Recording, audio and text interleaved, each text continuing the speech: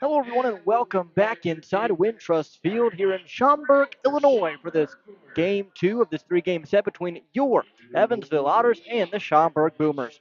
Evansville coming into this one 7-8. Well, let's hope that they are able to claw back to 500 here today. Last night was a struggle, 6-0 the final in favor of Schaumburg. We take a look at those stats. Keenan Taylor with a good day yesterday. He went 3 for 3, a stolen base, 3 singles. And then out of the bullpen, Ryan Wiltsey was phenomenal. 4 and a third, an earned run, 2 hits allowed, 3 strikeouts. Tonight, hopefully the offense can get it going against Eric Turner, who is going for the Boomers. Eric Turner, the right-hander, 1-0 with a 3.95 ERA. He's pitched 13 and two-thirds innings, struck out 13, walked 7. The last time he pitched was against Evansville last week in Bosse Field. We take a look at that line. He went 5 innings, gave up 5 hits, 2 runs in that eventual 12-8 win for Schaumburg in that back and forth contest last week. Remember, fans, you're listening to the Papa John's pregame show. Papa John's is the official sponsor of the Otters pregame and postgame shows, available every game night, 20 minutes before and 10 minutes after each Otters game on the Otters Digital Network, 96.9 WYIR, and the Hometeam Network.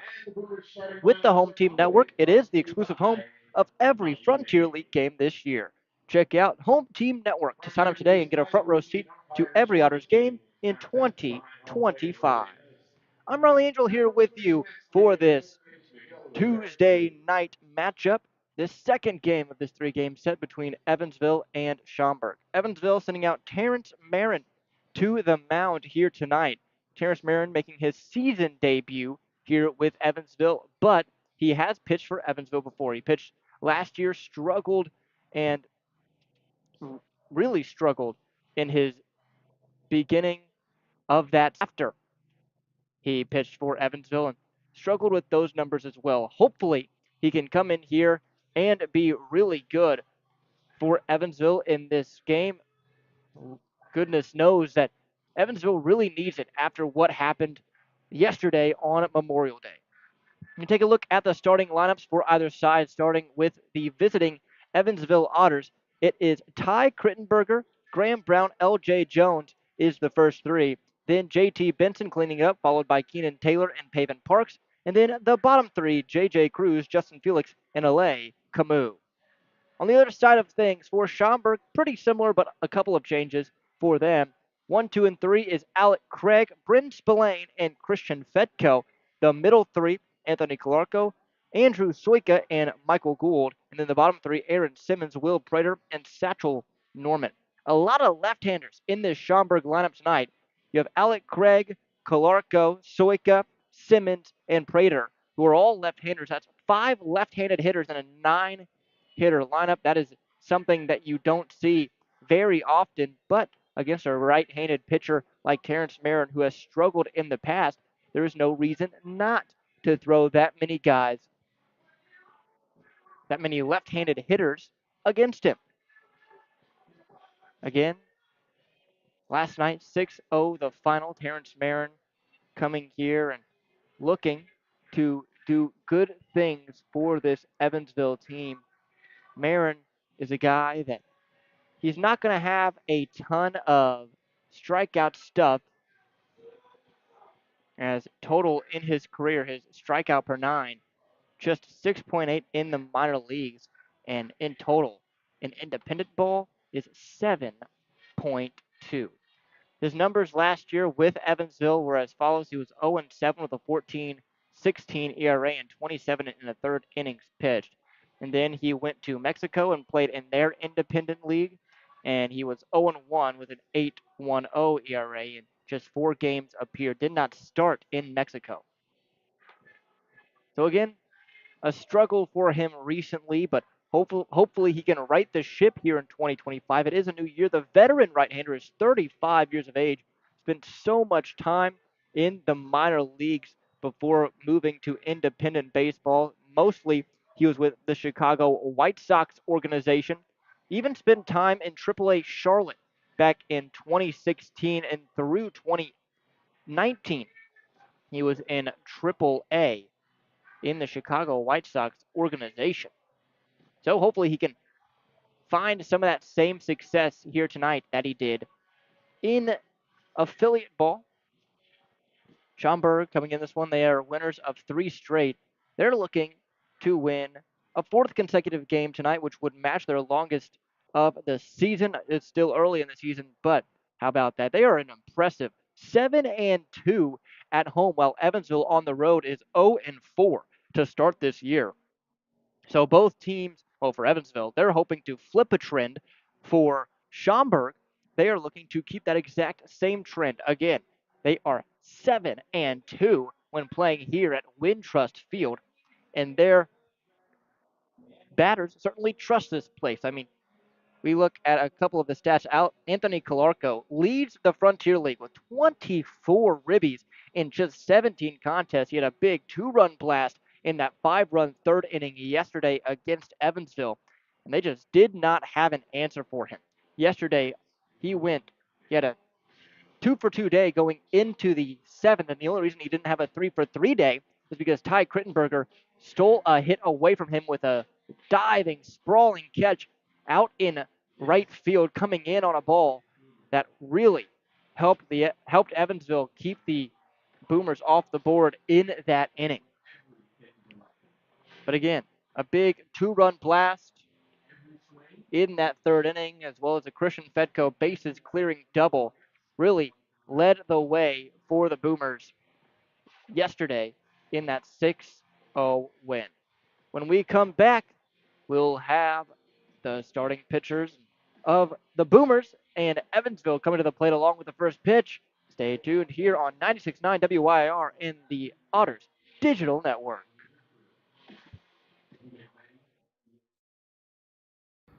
Maintaining our independence becomes more and more vital as we age. Swerka and more can help you navigate this important journey by answering your questions and connecting you to free and unbiased community resources and support services. If you are seeking advice for yourself or a loved one, let Swerka be your first call. More information available at swerka.org or by calling 812 464 7800.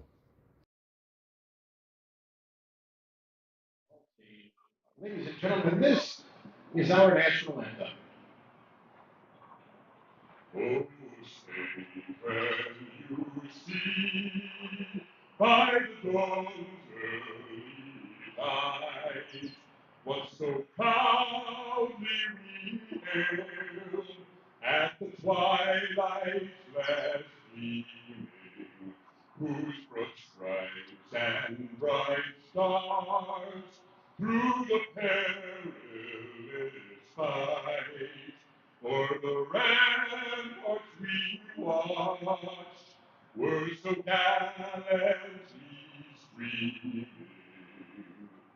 and the rocket's red glare, the bombs bursting in air, gave proof through the night that our flag was still there.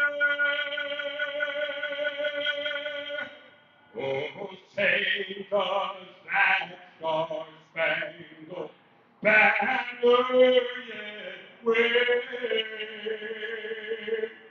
for the land of the free and the home of the brave.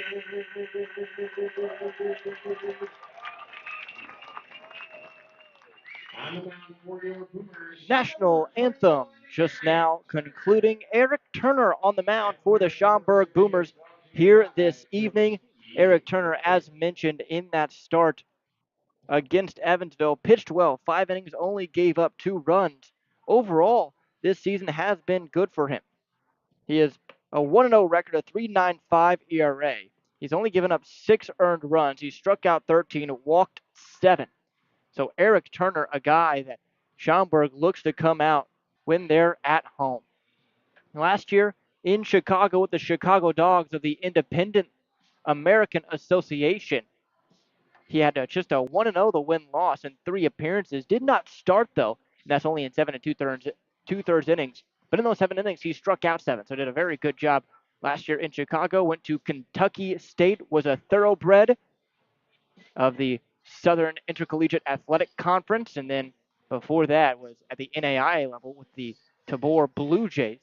During his college career, he pitched to a cumulative 4.23 earned run average. For Evansville, it'll be Ty Crittenberger, Graham Brown, L.J. Jones, the 3-2 up. Hopefully, they can do better than what this whole offense did yesterday, which was not score. Again, just a real struggle for them during that Memorial Day afternoon contest in which they came out and Dwayne Matos had the game of his season, tossing 7 scoreless, only walking 2, striking out 6. Hopefully, the pitcher and Eric Turner doesn't do that once again. To this previous to last night had been so good.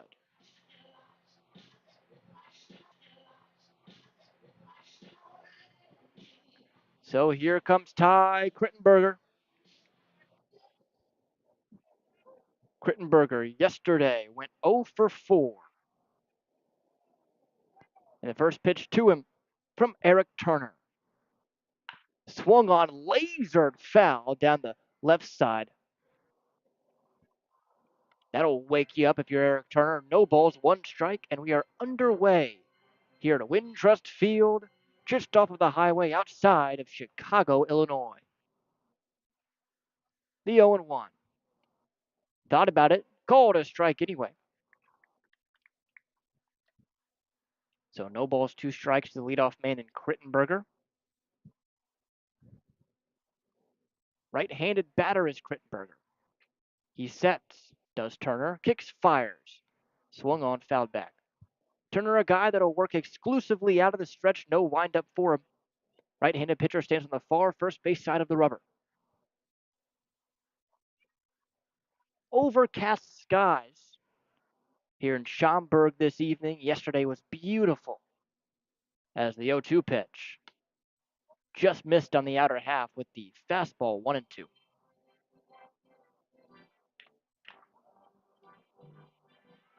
Still sitting around mid-60s. We'll get into the high 50s as the sun sets. Slight breeze in from right center. The 1-2.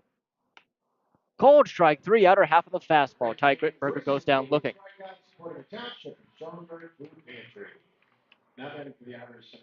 So now it's Graham Brown.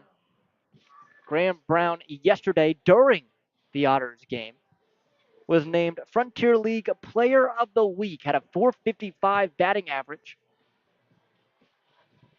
That big 8-12 series against Schaumburg really helped him. 8-4-12 series against Schaumburg really helped him with that accolade as first pitch to him misses high 1-0.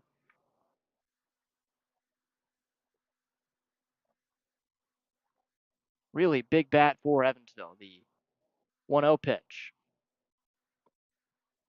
takes a strike 1-1. Yesterday's offer ended his 9-game on base streak. He looks to hopefully revitalize a new one, the 1-1. Same thing he did last night against Brown. Matos did last night against Brown and Crittenberger. Brings up L.J. Jones.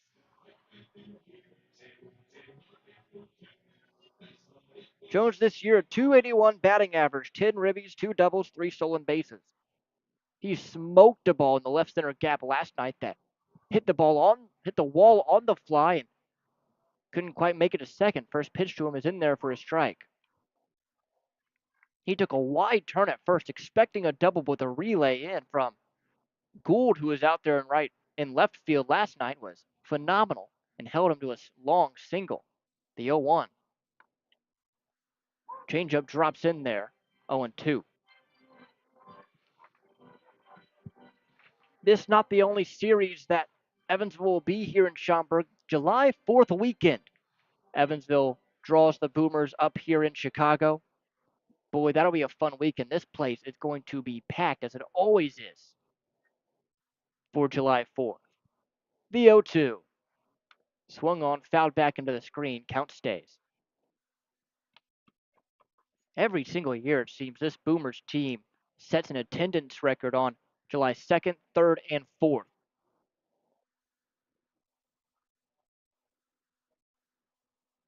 No balls, 2 strikes, 2 outs. Here it is. Just missed outside, 1 and 2. Jones has been scorching hot. Even though he only went 1 for 4 yesterday, he really hit the ball hard. The 1-2 pitch.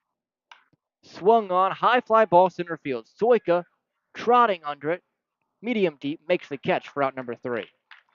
So the Otters go down 1-2-3 here in this first inning. We go to the bottom half. Terrence Marin takes the mound for the first time. As an Evansville Otter, you're listening on 96.9 WYIR and the Otters Digital Network.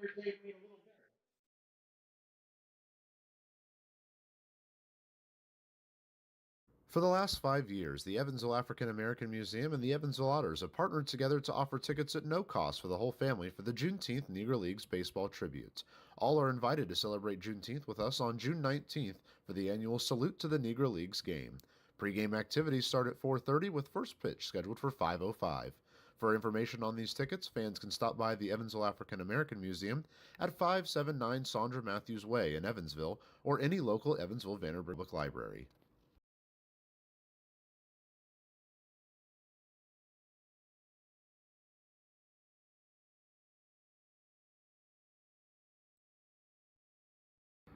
Maintaining our independence becomes more and more vital as we age. Swerka and more can help you navigate this important journey by answering your questions and connecting you to free and unbiased community resources and support services. If you are seeking advice for yourself or a loved one, let Swerka be your first call. More information available at swerka.org or by calling 812-464-7800. So Terrence Marin takes the mound for the first time here in 2025 as an Evansville Otter. Marin, last season in an Otters uniform, really struggled. He had a season that was not necessarily what you want to see in his limited action. He's pitched in 7 games, lost all 7, 0-7 in that span. 14.16 was the ERA in 27 and 1/3 innings pitched. He gave up 44 hits. And he gave up 43 runs. Granted, only 24 of them were earned, but still. First pitch to Alec Craig is just low. 1 ball, no strikes. Craig leads the Frontier League in walks taken. 22 so far, the 1-0. That one catches his own. 1-1. Pretty much the prototypical leadoff guy. Doesn't swing and miss a ton. As the 1-1 pitch. Squares around a bunt, pulls it back. 2-1. But the average, not necessarily what you'd think for a guy who's taken 22 walks, only at 267, but he gets the job done. He's been quite the tone setter for the Schaumburg offense so far this season. 2-1 pitch. That one's taking chest high for a strike, 2-2. Alec Craig has reached base every single game this year, by the way.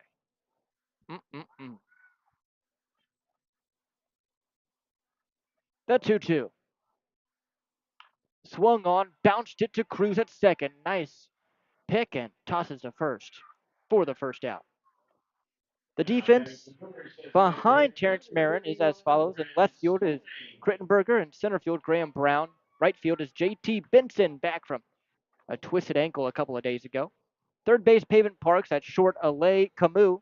At second base J.J. Cruz. At first L.J. Jones, and then catching Justin Felix. I'll tell you about how that is sponsored by the Answer Auto Repair East after this first pitch to Spillane.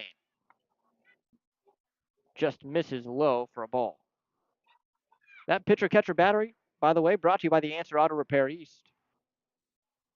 Answer Auto Repair East is the answer for all your battery needs as the 1-0 pitch outside 2-0. It's located at 2319 North Green River Road You can call them at 812-475-9000.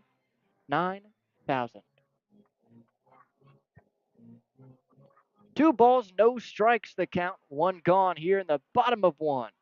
Marin on the bump. Steps back, kicks and delivers. Swung on, high fly ball, deep right field. Back on it is Benson, nearing the track, making the catch, ranging towards the line. What a play!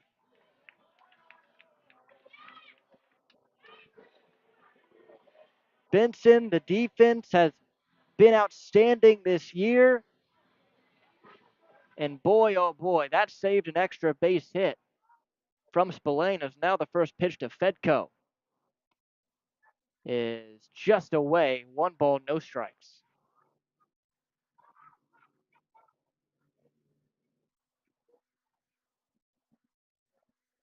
1-0 pitch now. Left it outside as well, 2-0. Marin, the walks have been an issue in the past. Not as crazy as you would think as the 2-0 pitch in there for a strike.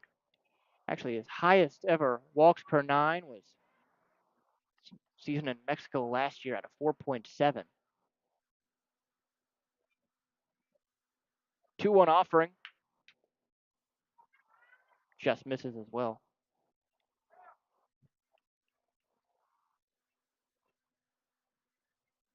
3 balls, 1 strike, 2 outs. Here it is from Marin to Fedko. Swung on, rocket, base hit. Past the reaching glove of Camus into left field. So a 2-out single keeps the inning alive for the scary Anthony Calarco. First baseman, number 36, Anthony Calarco. Calarco hit his 4th homer of the year last night. Extended his RBI lead on the league to 24. In second place is Sean Roby Jr. of Sussex County with 19. So he is quite literally about heads and shoulders above the pack. The first pitch to him is taken just off the outer edge for a ball, 1-0. And also head and shoulders above the rest of his team. This guy is huge, 6'4", 240. It's a big guy. 1 ball, no strikes, 2 outs. Here it is. That one misses near the back foot, 2-0. On first is Fedko. He has 2 stolen bases on the year, but I wouldn't expect him to run here given it being 2 outs and only the first inning. Calarco, left-handed bat, awaits the 2-0 from Marin, who now kicks and fires. That one just misses. Boy, must have been low. 3-0. Marin, a right-hander that stands on the far third base side of the rubber. So 2 total opposites dueling in Turner and Marin. The 3-0. Lost them. 4-pitch walk to Anthony Calarco, and you wonder if maybe that wasn't necessarily intentional, but just more careful pitching against a guy in Calarco who has been so good. As now it's Andrew Soika. Soika, he has some pop in his bat of his own, but he's been struggling as of late. 250 the average, 3 homers, 10 ribbies. He has 5 stolen bases, leads this Boomers team in that statistic.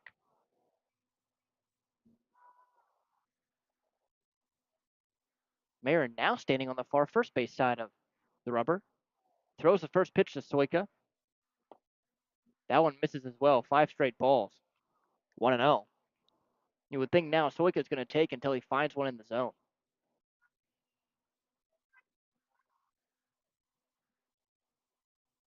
Two runners on, bottom 1, no score. Marin on the bump, pitching to Soika, the 1-0. In there for a strike, finally dropped one in there on the changeup, 1-1.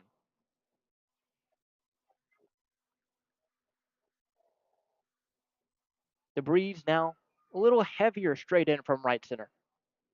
It's going to be gusting all night here in the Windy City. Guess they call it that for a reason. The 1-1 pitch. Never mind, stepping off is Marin. That'll be his first disengagement.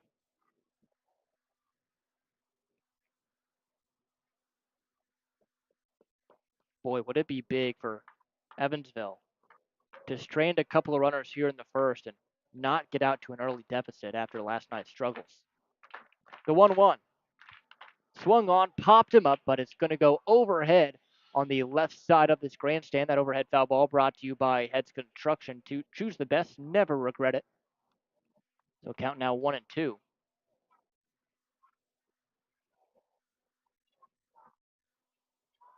No one being held at either base. J.J. Cruz standing in shallow right field, playing Soika fully to pull. Marin deals. Swung on, hit the opposite way. Racing towards it is Krittenberger. That's going to drop down for an extra base hit. Rounding third, heading home is Fetko. He's going to score easily. They're going to try and send Kolarko. Throw in from Krittenberger to Camus. Over to the plate, not nearly in time. 2-0 Boomers.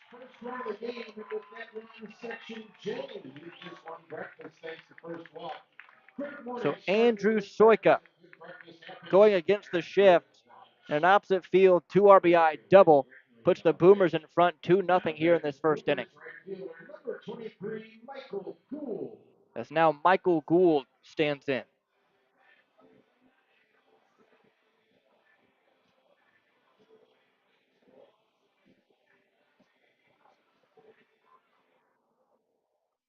It's a tough break for Evansville. As a softly hit looper down the left field line scores 2. First pitch now to Gould. Up and in. Ball and no strikes. Gould, 304 the average for him.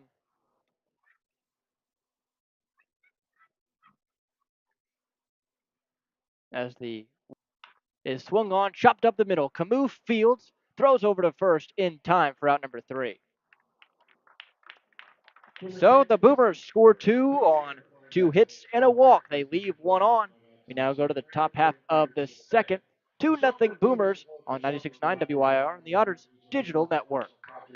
For the last 5 years, the Evansville African American Museum and the Evansville Otters have partnered together to offer tickets at no cost for the whole family for the Juneteenth Negro Leagues Baseball Tribute. All are invited to celebrate Juneteenth with us on June 19th for the annual Salute to the Negro Leagues game. Pre-game activities start at 4:30 with first pitch scheduled for 5:05. For information on these tickets, fans can stop by the Evansville African American Museum at 579 Sandra Matthews Way in Evansville or any local Evansville Vanderburgh Public Library. Right now in Vanderburgh County, over 800 children are in the child welfare system waiting for someone to be their voice, and you could be that voice by becoming a court-appointed special advocate, a CASA volunteer. Donating just a few hours a month of your time can change a child's life forever. Vanderburgh County CASA invites you to join them. Stand up, speak out, be for the child, be a CASA. For more information, visit vandcasa.com. That's VAND CASA.com. 2-0 Boomers after the first inning. It'll be JT Benson, Keenan Taylor, and Paven Parks. The 3-2 up here against Eric Turner. He sent the first 3 Otters down in order and left this Boomers pitching staff right where they left off yesterday. Benson will stand in.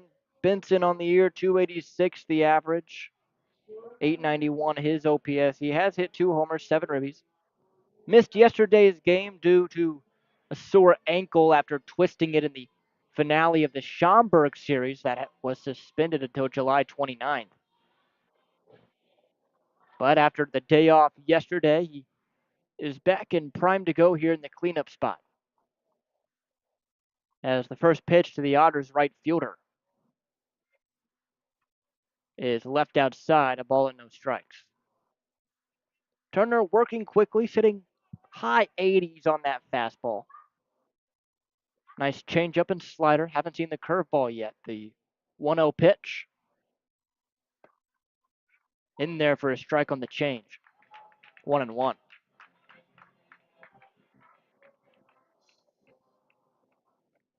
Long shadows already here at Wintrust Field as Turner sets, looks in, and kicks and delivers.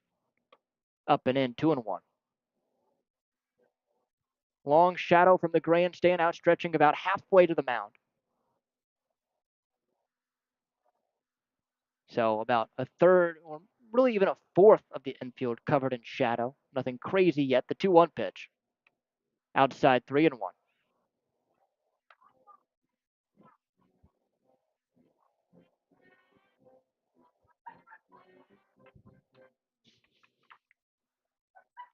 Three balls, one strike, no out. Bucket, left center field, back on it, Simmons. Third homer of the year, 2-1 Boomers.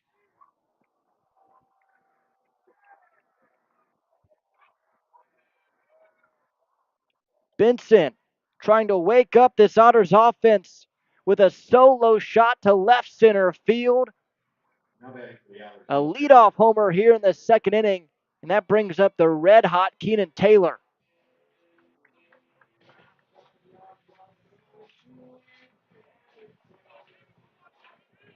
Taylor, right-handed bat, 3 for 3 yesterday.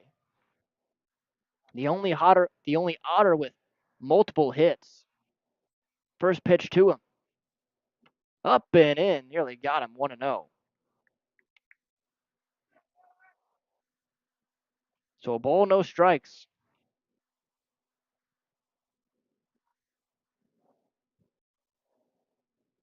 The pitch. Missed it outside, 2-0. So 2-1. Otters finally strike here in the top half of the second after being held scoreless in the first 10 innings of this series. The 2-0. That's a bender that misses high as well. 3 balls, no strikes now.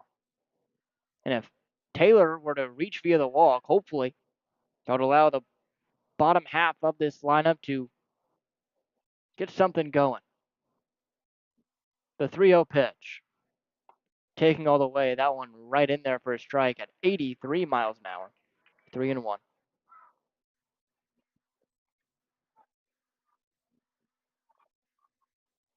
So 3 balls, 1 strike, no out. Called strike 2 on a pitch Taylor thought was ball 4, so we'll have a payoff.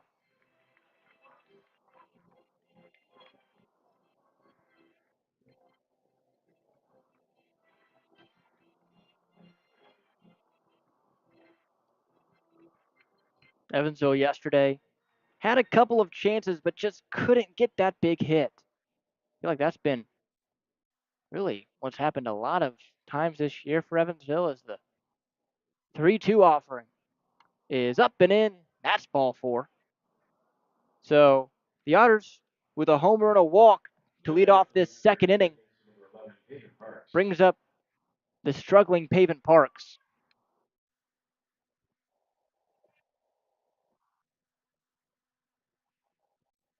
Pavin ended his on-base streak yesterday as well. His was up to 8 games.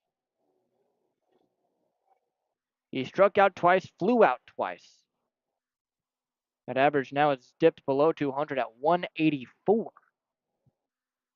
Turner looks over to Taylor at first, and the pitch to him. Inside, missed it, ball 1. Infield playing him to pull heavily. The shortstop past the second base bag, playing straight up the middle. Taylor did steal yesterday. We'll see if they test the arm of Satchel Norman, who's behind the plate tonight. The 1-0. Bender in there on the slide piece, a 1-1. That was Keenan's 5th steal of the season. Yesterday. Goodness.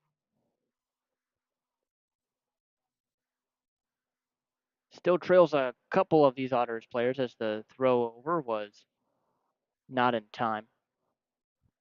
This Evansville team has stolen 36 bases. 36.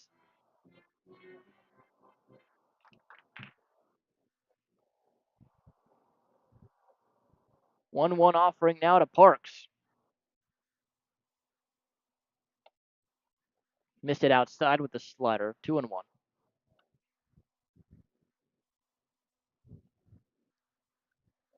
The Otters going to have to wait for their pitch here tonight. Sit back. Again, that fastball.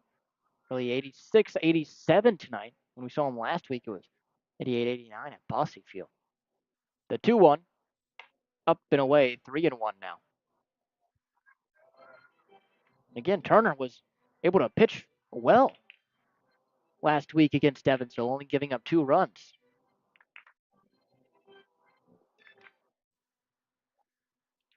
Three balls, 1 strike, no outs. Runner on first is Taylor. 2-1 Boomers. Here in the top half of the second, the pitch. Inside, but taking a rip at it was Pavin. He pulls it well foul. So count is 3-2. Otters working the pitch count of Turner here in this second inning. They've done that so well to begin this season against opposing starters specifically. In the last start, Turner threw 107 pitches. The pitch. Swung on, line drive opposite way, base hit into left field. So 3 straight Otters have reached, 1 via the homer, Taylor with a walk, and Pay Parks an opposite field single. And Evansville is in business here for J.J. Cruz.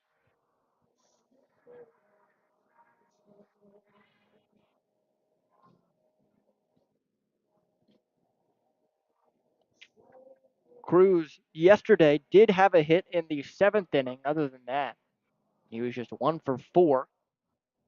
And again, Otters only with 5 hits total in that Memorial Day contest. First pitch to the left-handed Cruz. Inside, had him jumping out of the way of it. 1-0.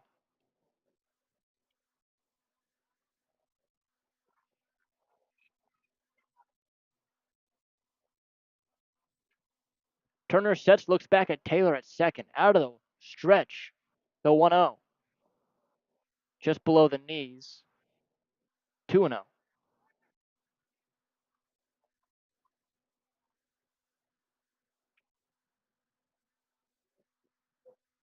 2 balls, no strikes, no outs. 2-1, Boomers in front. Here it is.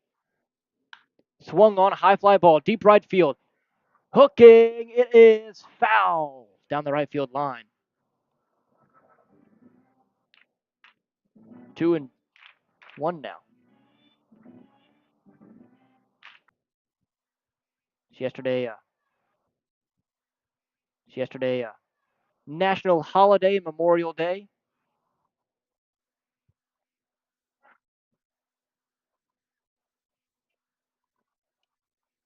There's the 2-2 offering.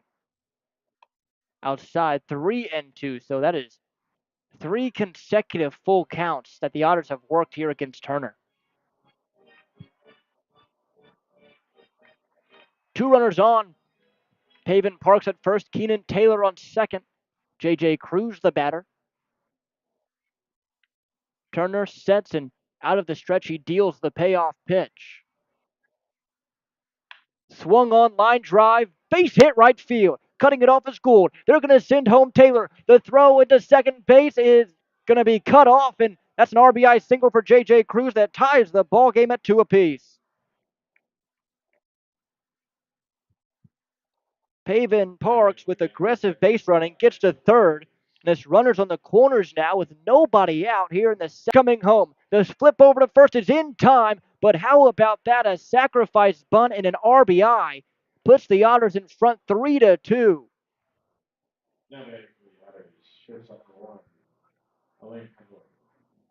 So Parks comes home, J.J. Cruz to second base, and an RBI for Justin Felix. How about that for small ball? Here's Alay Camus. Starting at shortstop and in the 9 hole today. Turner sets out of the stretch. He deals to Camus in the dirt, 1-0. Still only 1 away here in the second inning. And the top of the lineup due up. So great fight here in this top half of the second as the Otters finally able to break that can wide open against Schaumburg. As time called, and they're going to call a balk on Eric Turner, advancing J.J. Cruz to third base. Eric Turner sets, steps off the rubber, Alec Craig trying to get a meeting with the infield. Everyone now going back to their respective positions, playing in on the infield. It'll be 1-0 to Camus, now with a runner on third base and just one away. The pitch.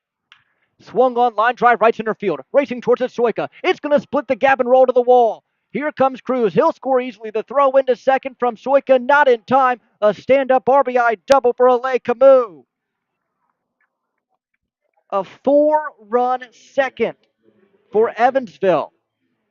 All coming from the bottom half. And here comes Ty Krittenberger.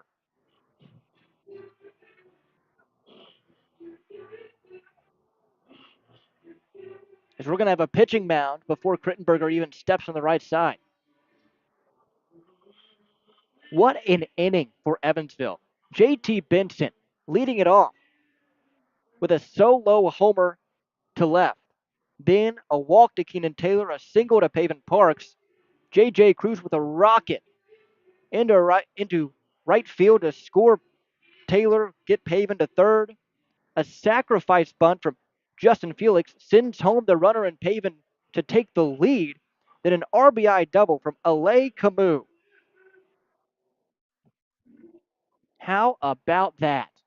The only out that Schaumburg has gotten has been an out that Evansville basically gave them with the sac bunt from Justin Felix. Ty Krittenberger stands in, struck out looking last inning to lead this one off. Turner with the first pitch to him. Outside. Did he go around? On the appeal, he did not. 1-0. And it feels like the reason for this big inning is Eric Turner just can't get ahead of batters. He's falling behind early, having to pitch in hitters' counts, and the Otters taking advantage.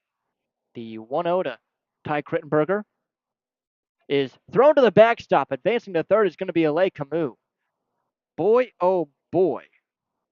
Eric Turner has just lost something here in this second inning. Now 2-0 to Ty Krittenberger, and the reigning Frontier League Player of the Week looms on deck.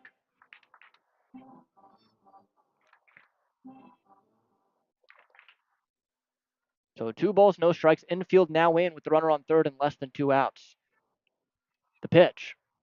Inside, playing limbo with it, bending at the knees is Krittenberger. 3-0. That'll get your attention. I know it's only 85, but anything up near the melon sends a shot of adrenaline. 3-0 pitch to Krittenberger. We'll see if he has the green light. He does not. Another one up and in on the fastball. And that's ball 4.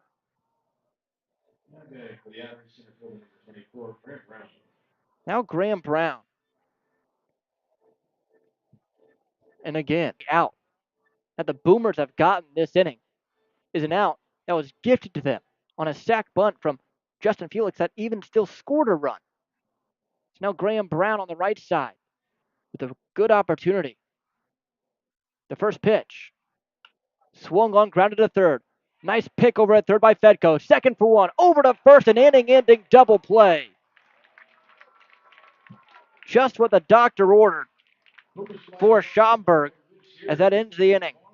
But 4 runs on 4 hits for Evansville here in the second. They all of a sudden lead it 4-2 over Schaumburg. You're listening to 96.9 WYIR and the Otters Digital Network. Ballet, Indiana. Right now in Vanderburgh County, over 800 children are in the child welfare system waiting for someone to be their voice, and you could be that voice by becoming a court-appointed special advocate, a CASA volunteer. Donating just a few hours a month of your time can change a child's life forever. Vanderburgh County CASA invites you to join them. Stand up, speak out, be for the child, be a CASA. For more information, visit vandcasa.com. That's VAND CASA.com.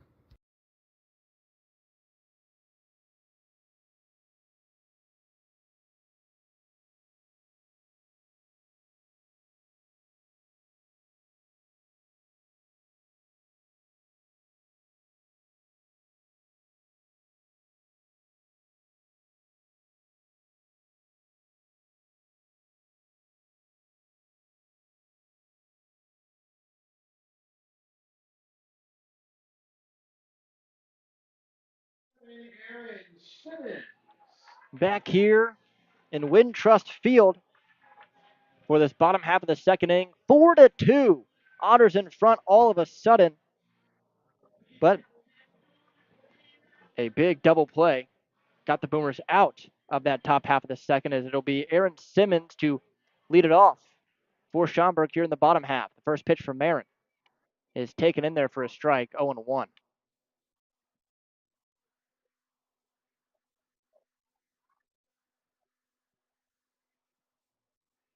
So no balls, one strike, the pitch. Outside, 1-1. Simmons last year was the only Boomer in double figures in homers. He had 12. So far this season has 2. The 1-1 offering. Swung on, bounced up the middle, backhanded by Cruz. That's second. Throw to first in time for the out. Brings up another left-hander in Will Prater.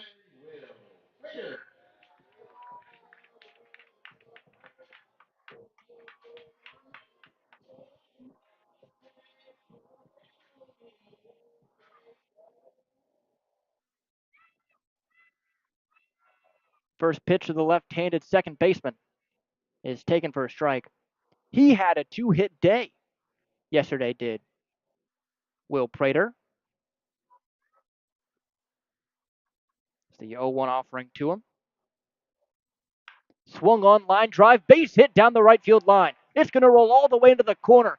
Takes a nice ricochet to Benson. On his way to second. It's a stand-up, one-out double.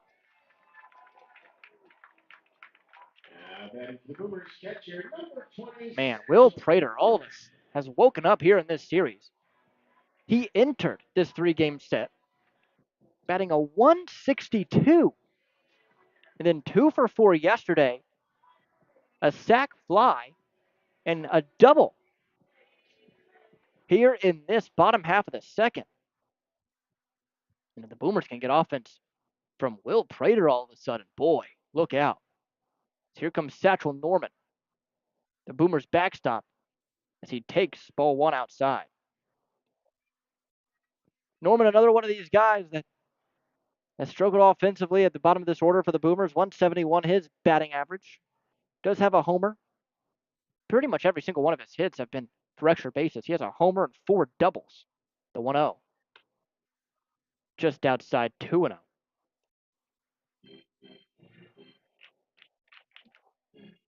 So 2 balls, no strikes. Excuse me, 1 ball, 1 strike. They called that a strike on the outer half. Boy. Good for Terrence Marin, though. 1-1 pitch. Swung on, little nubber up the middle, racing towards the Camus. Fields, and doesn't take a throw over to first base. Couldn't quite get it out of his glove. So that's going to be an infield single. Brings up Alec Craig. Craig will work with runners on the corners. 1 gone.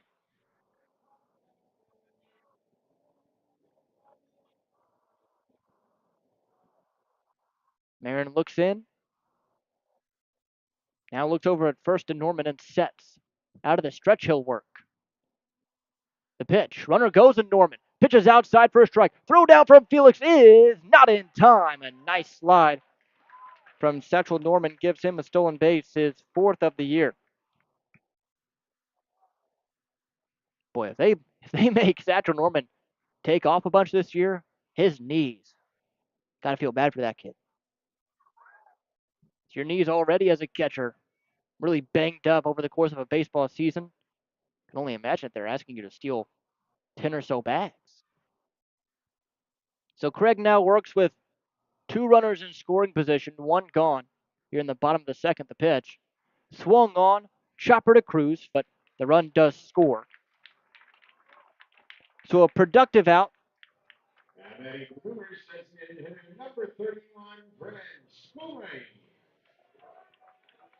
Brings up Bryn Spillane. He had a tough luck out in the first inning.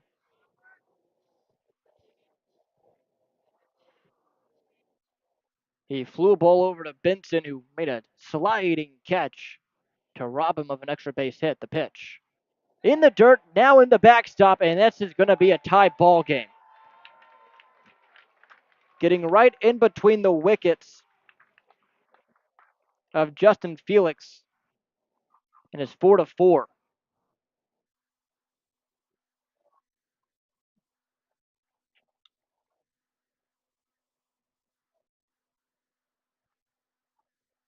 So Brent Spillane now works with no runners on base. Count 1 ball, no strikes. And the pitch. Swung on, jam shot foul. Count 1-1.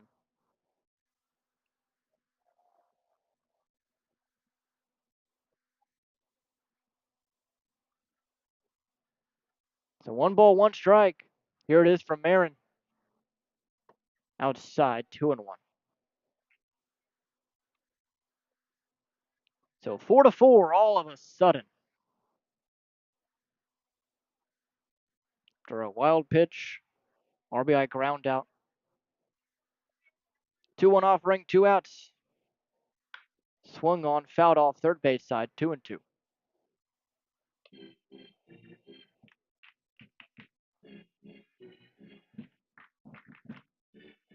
Bryn Spillane is, again, phenomenal hitter, as are most of these Boomers hitters. The bottom of the order, getting it done. For Schaumburg, where really those last 2 guys, the only people you look at and are like, oh, we have a break. Not here in the second inning. The 2-2 just misses 3-2. And Evansville going to have to do a lot more work, it seems, even after that 4-run second. Marin looks in, and the payoff pitch out of the windup. Rocket, right center field. Back on it, Benson and Brown. Back to it, Benson dives, and he made the catch! Oh my goodness!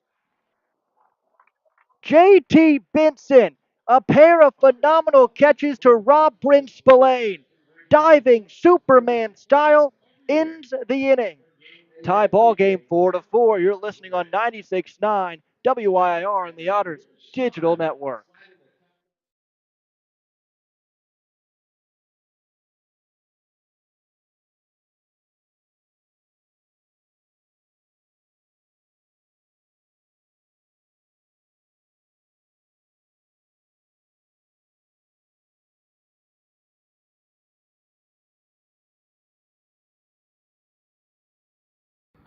Maintaining our independence becomes more and more vital as we age. Swerka and more can help you navigate this important journey by answering your questions and connecting you to free and unbiased community resources and support services.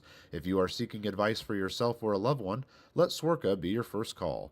More information available at swerka.org or by calling 812-464-7800.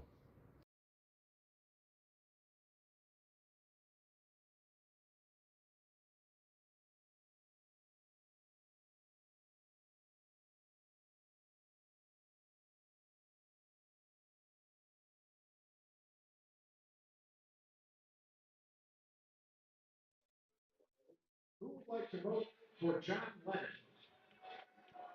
Oh, For the score here in the top half of the third inning. the answer. What a roller coaster of a game this has been so far. I mean, my goodness, we take a look at what has been done. It's a pair of phenomenal catches from JT Benson, a solo homer for him, a 4-run second inning, Boomer scoring 2 in the first 2 innings. We're only in the third. Feels like so much has happened. The first pitch to the leading off LJ Jones as Turner actually steps off, and now will step back on. It's going to be a pitch clock violation against Eric Turner. It's going to be 1 ball and no strikes on LJ Jones.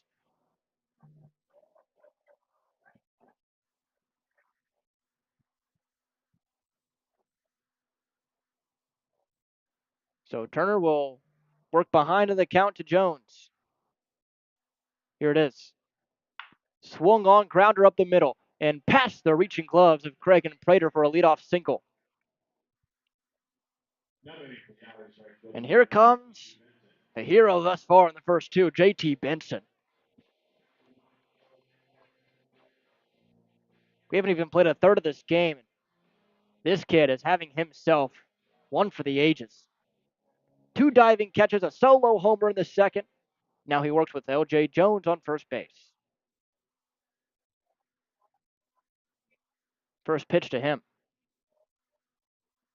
Outside, 1-0.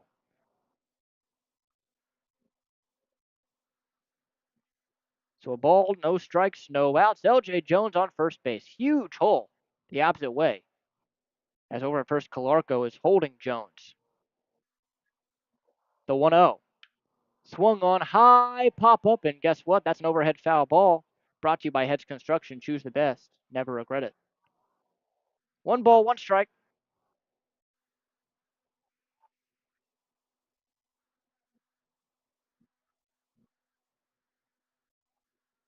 This has a feeling of just being one of those crazy games that we saw all 3 days last week against this team as Benson fouls that next one off as well, 1-2.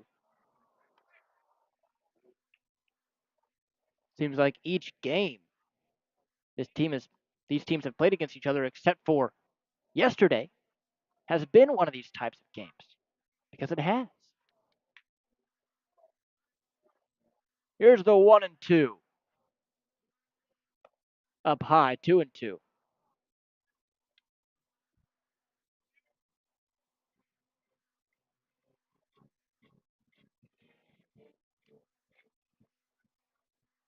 Benson stands back in, awaits the 2-2 pitch.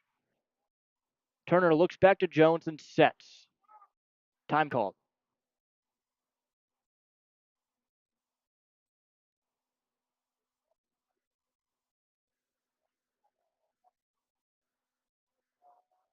Two balls, 2 strikes, no outs.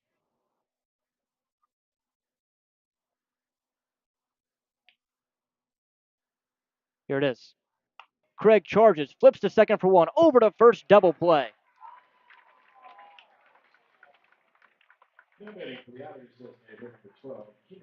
So now Keenan Taylor.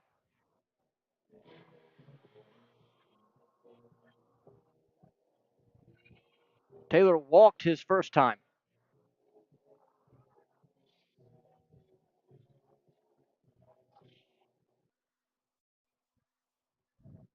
Right-handed batter. Right-handed batter. Awaits the first pitch. Here it is. At the letters for a strike, 0-1.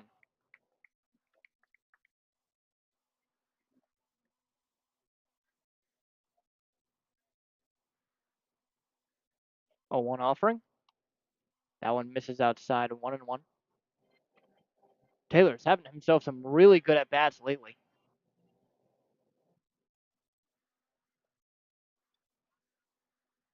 1 ball, 1 strike, 2 outs. Here it is.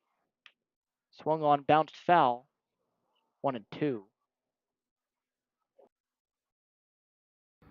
Maintaining our independence becomes more and more vital as we age. Swerka and more can help you navigate this important journey by answering your questions and connecting you to free and unbiased community resources and support services.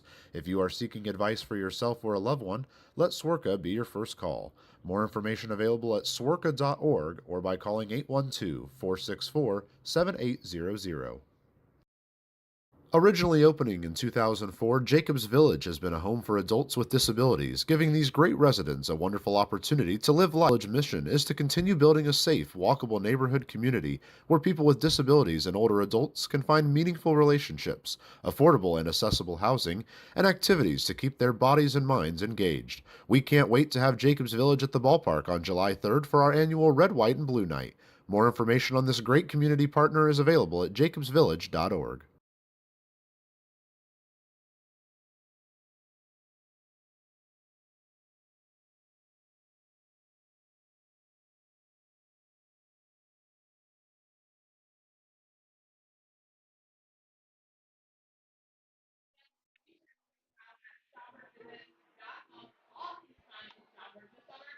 Back here, inside Wintrust Field, Terrence Marin back on the bump. See if he can toss a scoreless frame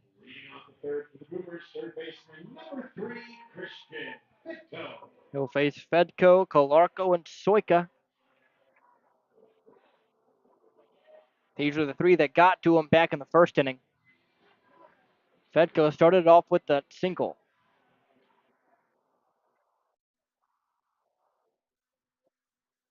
First pitch from Marin. Just misses the inside half, 1-0. Marin sitting 88-89 on that fastball tonight. It's the 1-0 pitch. Swung on, popped up overhead. That overhead foul ball brought to you by Heads Construction. Choose the best, never regret it.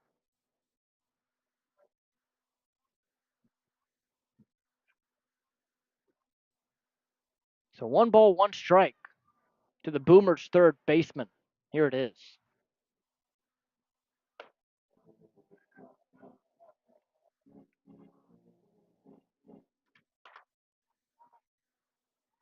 Wind still gusting, not as crazy as it was in the first couple of frames. The 2-1. Swung on, high fly ball, not hit very deep though. In on it is Crittenberger, but Camus is going to be the one to make the catch in shallow left field. For out number 1.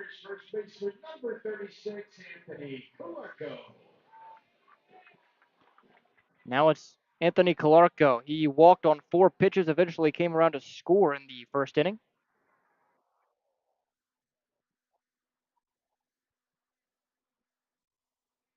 The first pitch in there for a strike, 0-1.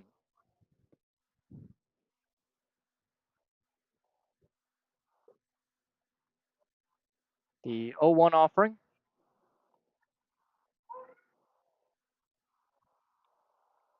Now 0-2.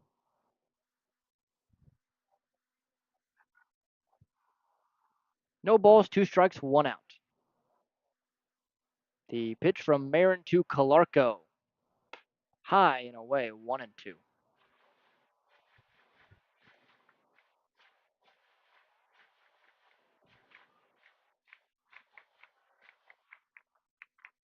So 1 ball, 2 strikes, 1 out.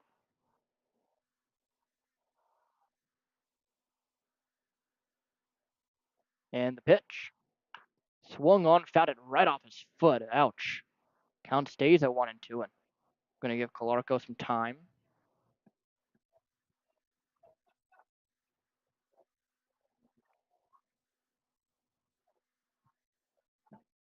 Home plate umpire tonight, Jose Navas. Over at third is Miguel Rivera Cruz. At first, Max Langley.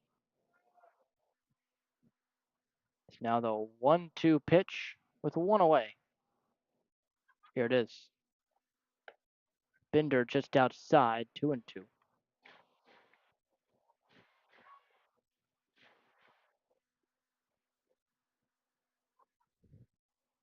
2 balls, 2 strikes, 1 out. Here it is from Marin. Swung on, fouled off, opposite way. Count stays.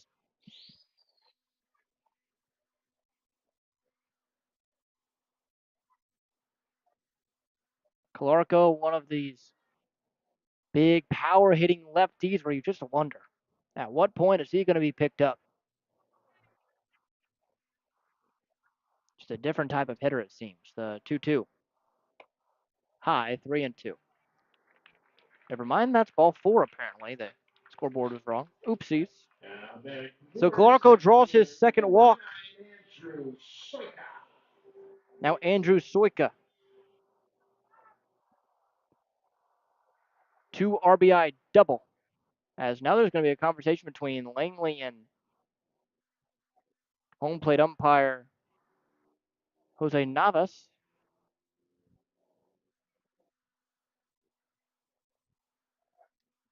So it will be 3-2, actually. So not a walk for Anthony Kolarko. He walked over like he knew for a fact it was ball 4. So you know what? We'll give a pass to the scoreboard operator there. So Kolarko will now have to work to get all of his stuff back on.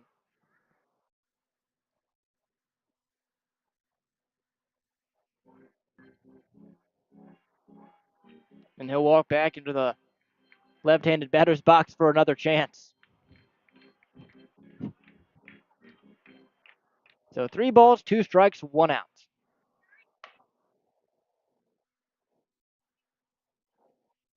Here it is. Swung on, rocket foul down the right field line. Count stays. We'll do it again.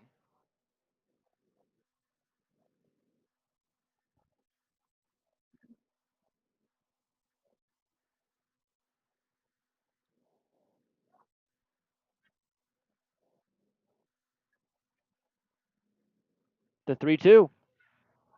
There, now he'll take his walk. How about that? I already have it marked down in my scorebook, so don't have to write it. Now Andrew Soika. Boy, so now Anthony Clarko has worked 2 walks in as many at bats.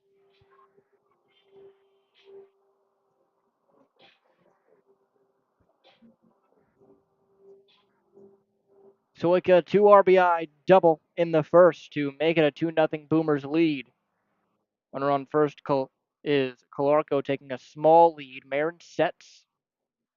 Marin fires. Inside, ball 1.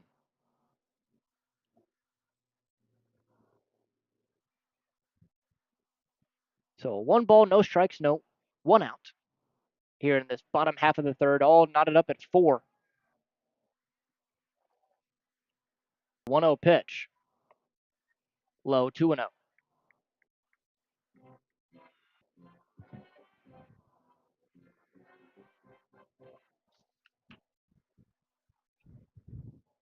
2 balls, no strikes, 1 out. Bottom 3. The pitch to Soika. Marin kicks and delivers. Just misses outside. Now 3-0. So Marin struggling with the strike zone here in this third to back-to-back hitters, and now Soika, the 3-0 pitch. Just misses outside, ball 4, so 2 straight walks. That one on 4 pitches to Andrew Soika, and it brings up Michael Gould.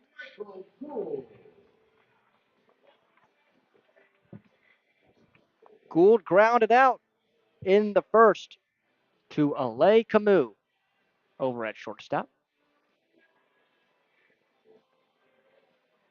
Evansville just trying to avoid that second loss in a row to go 2 games under 500. First pitch to Gould is a little low, ball 1, and that's now 6 straight balls that Marin has tossed. At second, Calarco. At first, Soika. Just 1 away here in this third inning. The pitch. Swung on, fouled back. 1-1. The Otters scored 4 in the second to take a 4-2 lead. But gave it right back in the bottom half.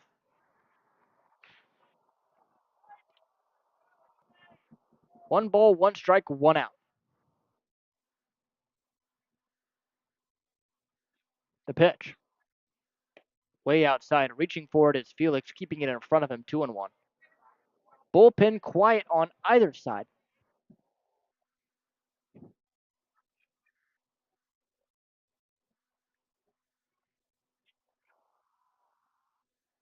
Marin sets and out of the stretch once again works.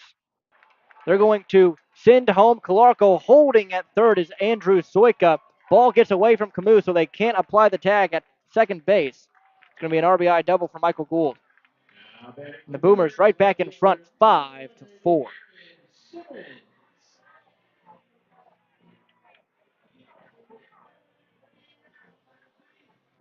Now Aaron Simmons. The Boomers have now scored in each of the first 3 innings. Only 1 away so far here.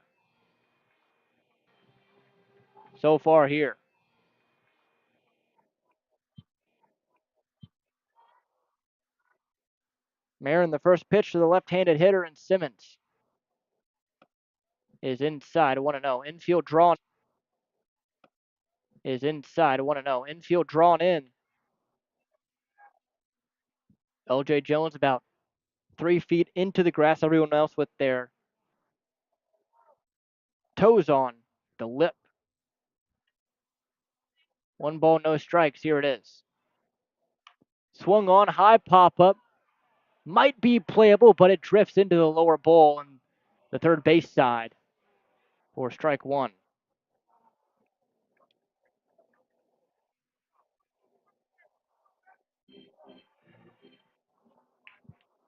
So a ball and a strike.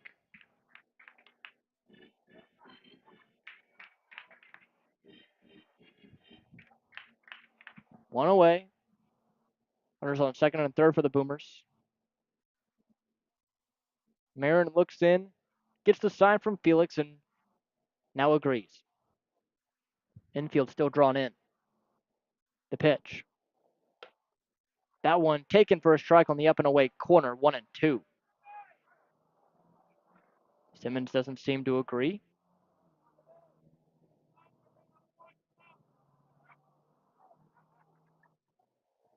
But he'll step back in, and with that open batting, the 1-2 from Marin. Swung on, little looper into shallow center field. Coming in as Brown is going to drop down for a field. Coming in as Brown is going to drop down for a single. 2 runs are going to score. On the throw to home goes Simmons to second base, and it's a 2 RBI. 7-4 Boomers in the third inning.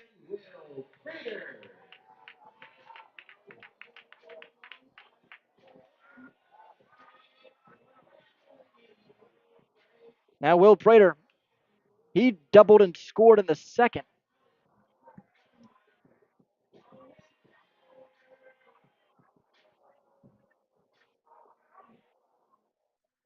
Tough outing for Marin here in his 2025 debut. Is the first pitch to Prater is swung on, shot the opposite way on the ground for a single.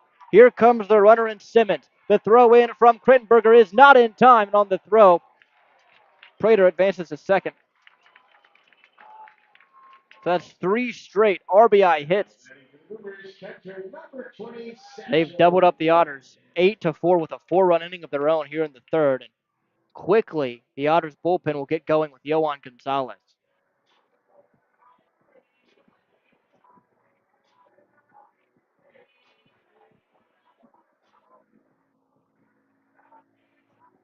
So 8-4, bottom 3.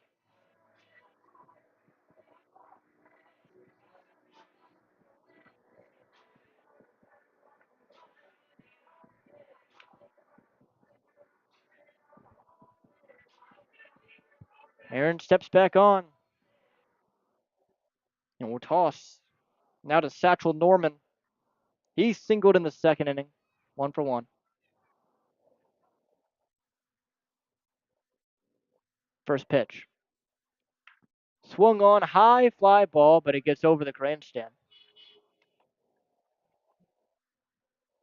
No balls, 1 strike, 1 out.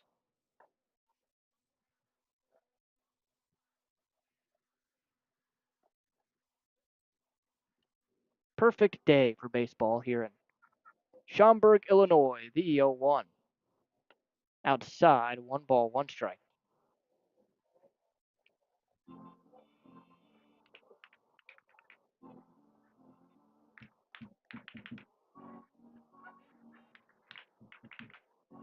Satchel Norman, the catcher for this Boomer squad, looks to continue this monster of a third inning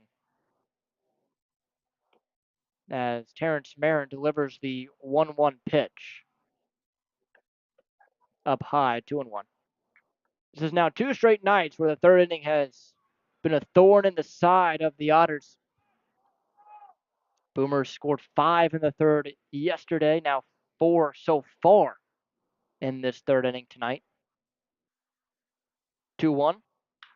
Swung on, high fly ball, fairly deep left field. Back on it, Krittenberger, nearing the track, but he stops and makes the catch for out number 2. Now batting for the Boomers, shortstop number 7, Alec Craig. Brings up Alec Craig.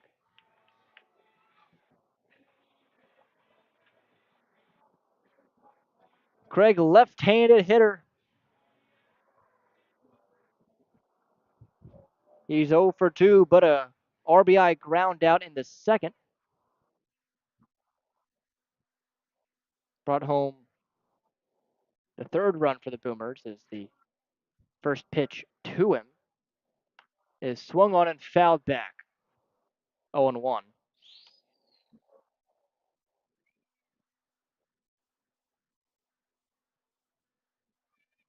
Otters just struggling on the bump so far in this series. I mean, yesterday, really, the bullpen was great. It's the 0-1. Swung on, line drive, base hit up the middle. That's going to score Will Prater from second base, and Alec Craig with an RBI single. Now batting for Brewers, designated hitter number 31, Brent Spooning. Brings up Brent Spillane.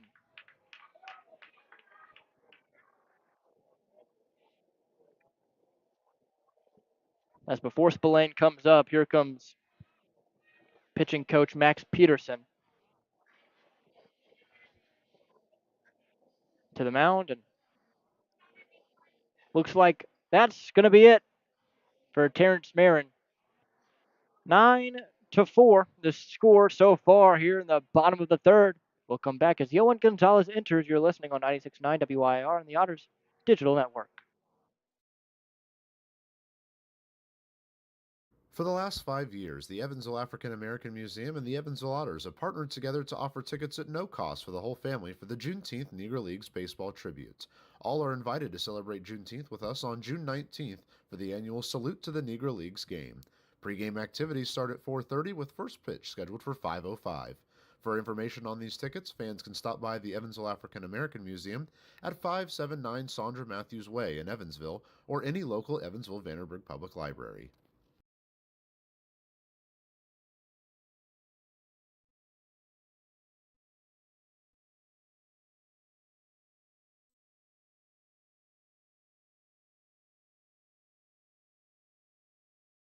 Right now in Vanderburgh County, over 800 children are in the child welfare system waiting for someone to be their voice, and you could be that voice by becoming a court-appointed special advocate, a CASA volunteer. Donating just a few hours a month of your time can change a child's life forever. Vanderburgh County CASA invites you to join them. Stand up, speak out, be for the child, be a CASA. For more information, visit vandcasa.com. That's VAND CASA.com.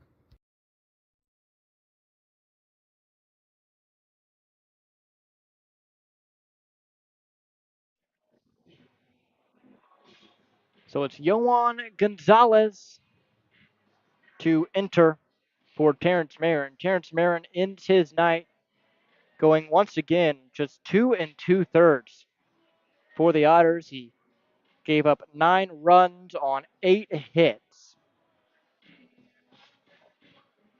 Did not strike out a batter and walked 3. Yohan comes in. He's looked really good his past few outings that he has been out there. His last appearance, he went 2 innings, didn't give up a hit, didn't give up a run. He struck out 3. He's been really good. First pitch is in the dirt to Bryn Spillane, who now stands in. Spillane is 0 for 2. He's been robbed twice by phenomenal plays from JT Benson out in right field. Taking a decent lead over it versus Craig. Yohan gives him a look, and the 1-0 pitch is outside 2-0.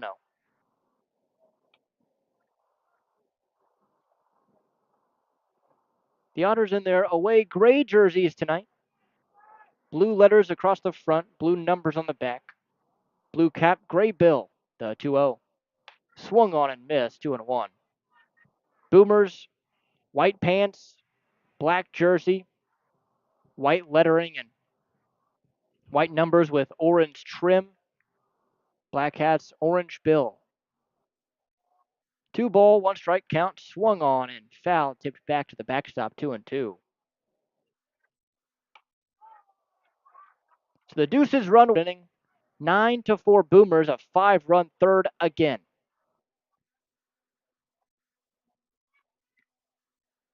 Spillane is the 9th Boomer to hit here in this third inning. The 2-2. Binder tried to front door him with the breaking ball, but it missed inside. 3-2. So 3-2 the count. 2 outs. The pitch. Runner goes as he will get a head start, but missing up high is Yoan for ball 4. So Craig goes to second. Number 3, Christian Petco. Brings up Christian Fedko, the 10th batter to hit.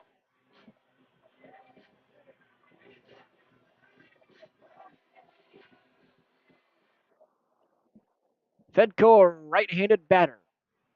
Gonzalez sets and out of the stretch.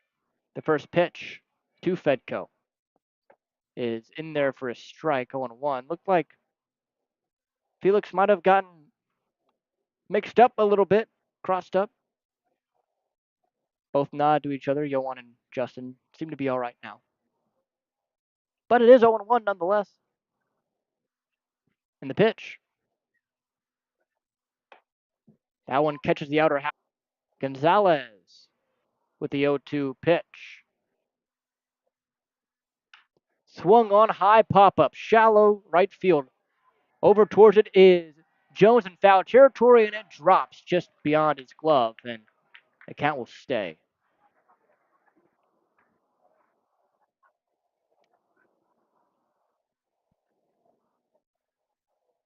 So no balls, 2 strikes, 2 outs.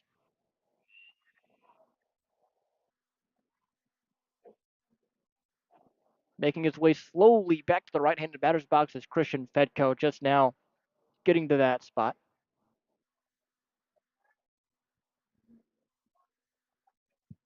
A long first 3 innings for both sides, but especially for Evansville. The 0-2. Inside, nearly got him. Jucking out of the way, though, was Fedko. Tried to front door him with a curve, but just completely slipped from Gonzalez. Count 1-2.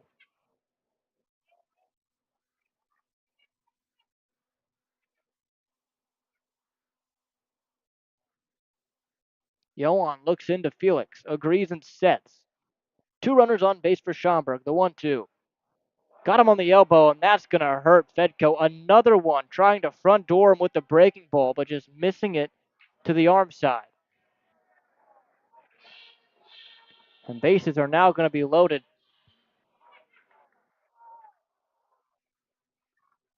Now batting for the Boomers, first baseman number 36, Anthony Calarco. Brings up Anthony Calarco. Calarco, earlier in this inning, walked. In the first inning, walked, so has yet to record an official at-bat.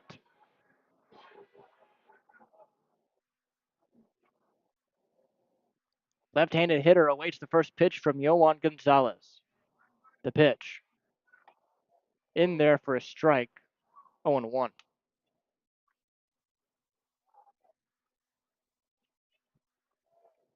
Schaumburg has ballooned a 5-run lead here in the 5th. 9-4 the score, the pitch. Catching the outer half again, 0-2.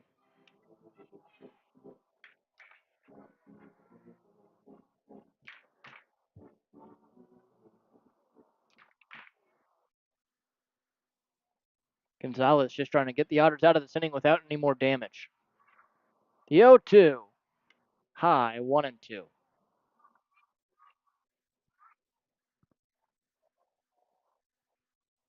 Quite the frustrating past couple of innings. The Otters up 4-2 after a 4-run second, but then 2 in the second, now 5 in the third as the next pitch is fouled into the Boomers' dugout. Count stays.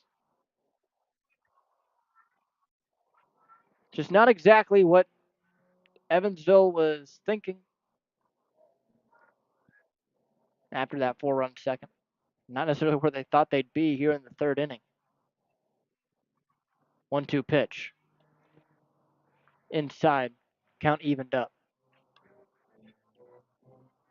So deuces all around. 2 balls, 2 strikes, 2 outs. Bases are loaded.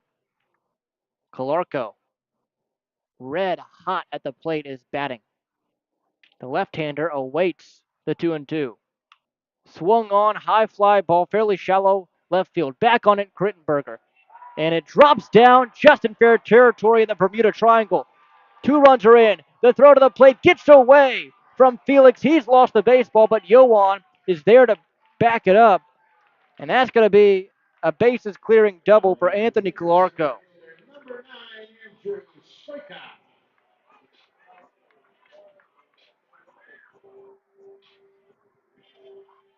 So a jam shot into left field drops between Camus, Parks, and Krittenberger, and it's 12-4 Boomers here in the third. An 8-run third inning for Schaumburg. Now here's Andrew Soika. First pitch. In there for a strike, 0-1 at the knees.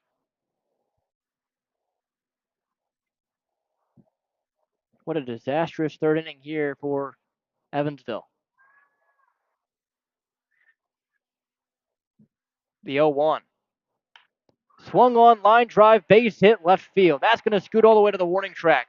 That's going to score the runner in Calarco. On his way to second is Soika. He's going to take the turn and head for 3. Camus cuts the throw off. Throw into third, not in time. 4th triple of the year for Andrew Soika. Now batting for Boomers, right fielder number 23, Michael Gould. What a crazy turn of events here in Schaumburg. 13-4 in the bottom half of the third. 9 runs have come across.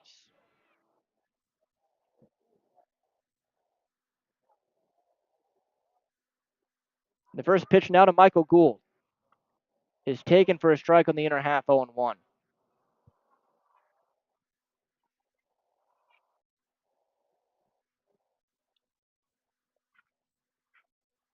So no balls, 1 strike, 2 outs, the pitch. Checked his swing. Did he go around? The appeal says no. Count 1-1.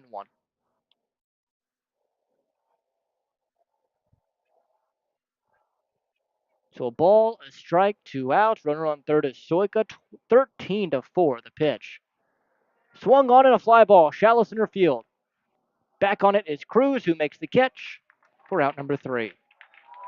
A huge third inning, a 9-run third inning, and it's 13-4 Boomers. You're listening on 96.9 WYIR on the Otters Digital Network. Maintaining our independence becomes more and more vital as we age. Swerka and more can help you navigate this important journey by answering your questions and connecting you to free and unbiased community resources and support services. If you are seeking advice for yourself or a loved one, let Swerka be your first call. More information available at swerka.org or by calling 812-464-7800.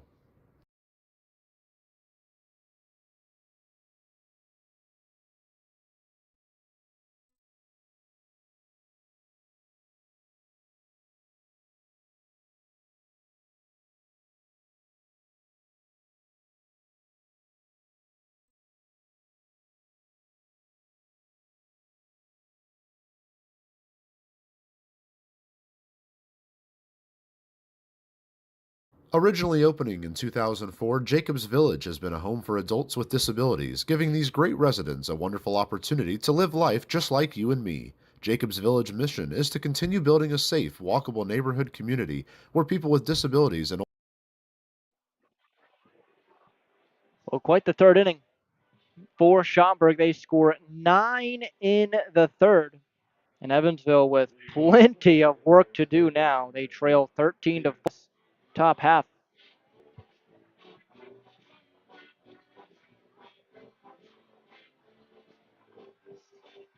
Boomers scored 9 runs on only 6 hits. They stranded one runner on base in their half of this inning.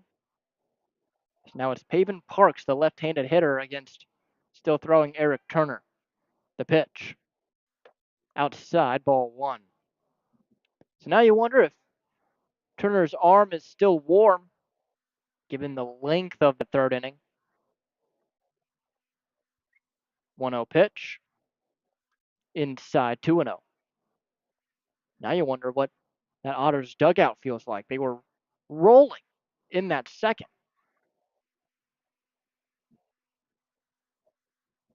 Now they trail by 9. The 2-0. Up and away, ball 3, 3-0. So Evansville really going to have to work hard.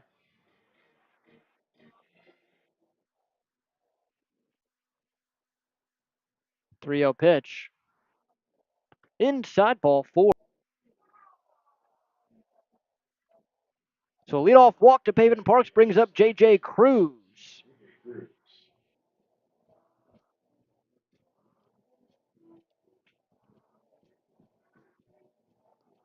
Cruz 1 for 1, an RBI single in that 4-run second inning.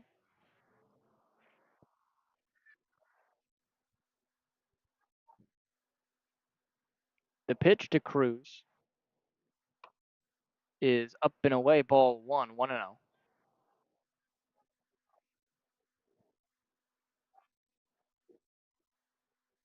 Cruz at second base has had plenty of opportunities tonight to make putouts, as the 1-0 pitch is in there for a strike, 1-1. Ball gets away from Turner, but quickly he scampers over towards shortstop to retrieve it. Twilight hours just beginning here in Schaumburg. Sun setting around 8:03 here tonight. 7:56 currently, so the sky will continue to darken as the 1-1 swung on rocket, deep right field, back at the track, at the wall. It is foul. And that is the second deep fly ball that J.J. Cruz has hit out to right field that is just barely hooked foul. He'll walk back to the left-handed batter's box with a count of 1-2.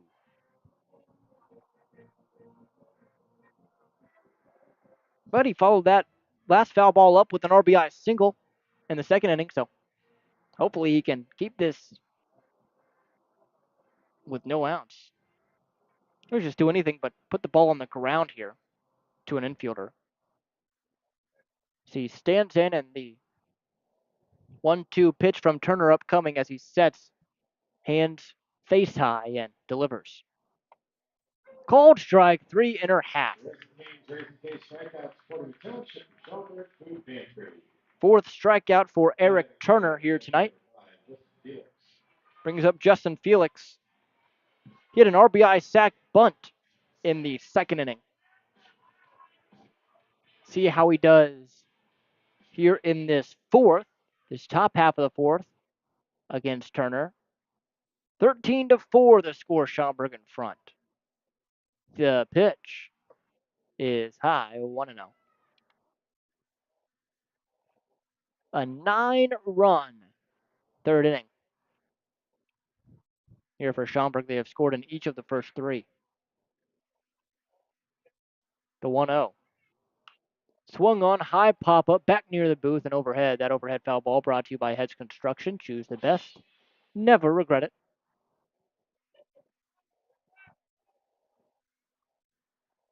So Felix now with a 1-1 count against him. 1 gone here in the fourth. Runner on first is Paven Parks. He worked a leadoff walk.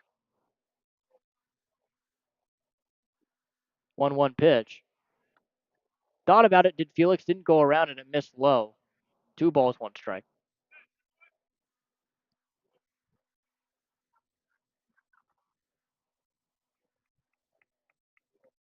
Quite the interesting turn of events. 1-2 pitch. Just misses outside. 2-2. Great take there from Felix.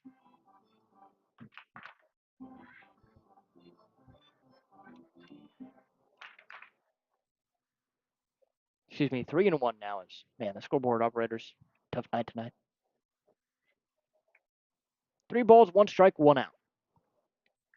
The pitch to Felix. Swung on a high fly ball, but well foul and back overhead, so we'll have a full count. 3 balls, 2 strikes, 1 out to Justin Felix. At first, Pavin. Pavin does have a multitude of stolen bases this year. We'll see if he takes off on the 3-2 pitch. Here is the payoff. Outside ball 4, so Justin Felix works his 9th walk of the season, bringing up Alay Camus.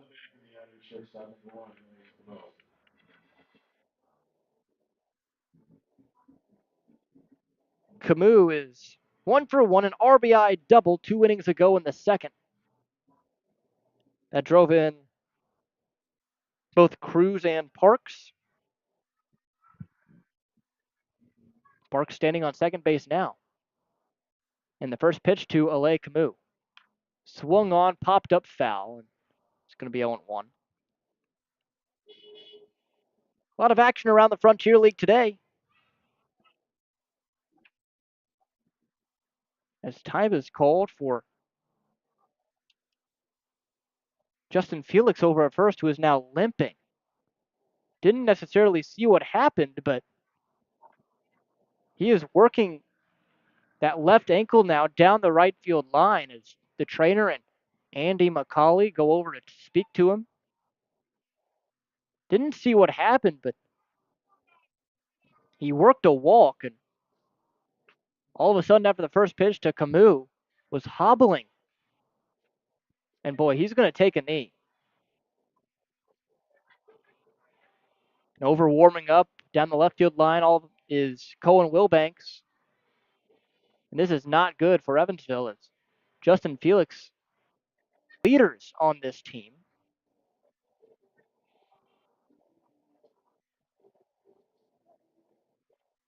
This is going to be a significant delay as trainer out there now working on Felix's ankle. Again, it's that left ankle of Felix.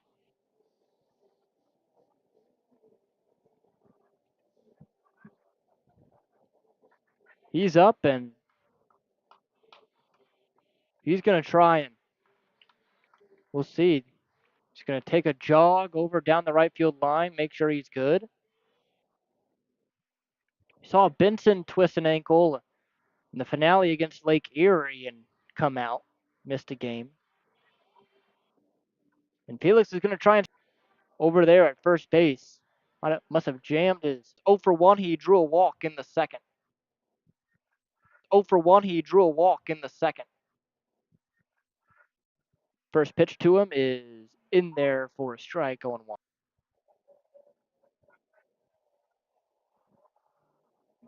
No balls, 1 strike, 2 outs.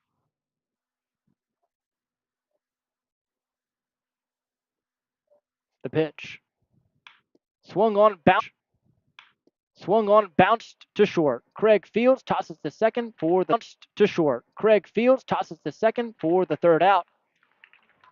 And that will end the half of the fourth. The Otters can't take advantage after 2 walks from Eric Turner. We now go to the bottom half of 4, 13-4 the score. You're listening on 96.9 WYIR and the Otters Digital Network. Maintaining our independence becomes more and more vital as we age. Swerka and more can help you navigate this important journey. By answering your questions and connecting you to free and unbiased community resources seeking advice for yourself or a loved one. Let Swerka be your first call. .org or by calling 812-464-780. Originally opening in 2004, Jacobs Village has been a home for adults with disabilities, giving these great residents a wonderful opportunity to live life just like you and me. Jacobs Village mission is to continue building a safe, walkable neighborhood community where people with disabilities and older adults can find meaningful relationships, affordable and accessible housing, and activities to keep their bodies and minds engaged. We can't wait to have Jacobs Village at the ballpark on July 3rd for our annual Red, White, and Blue Night. More information on this great community partner is available at jacobsvillage.org.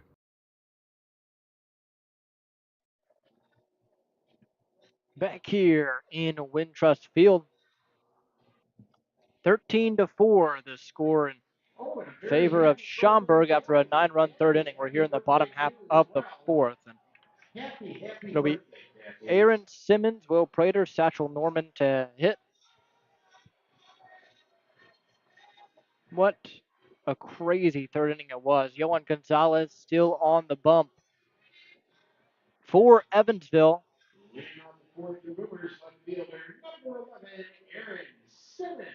Brings up Aaron Simmons.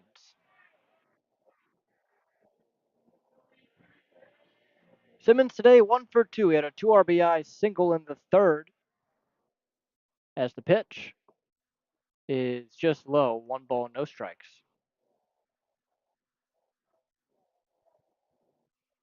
Simmons playing left field tonight as the 1-0. Low again, 2-0.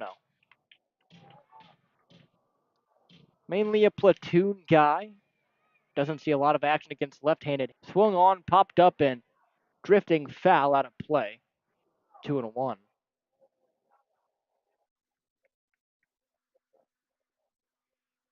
He's done a decent job against right-handed hitters, though. More than decent job is the 2-1 pitch. Just misses. 3-1.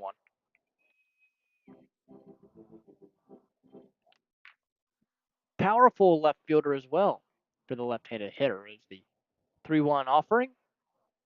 Swung on, line drive, base hit, right center field, cut off by Brown. The throw in will hold Simmons at just a single. But a leadoff single here in the fourth. The offense is exploding for the Boomers.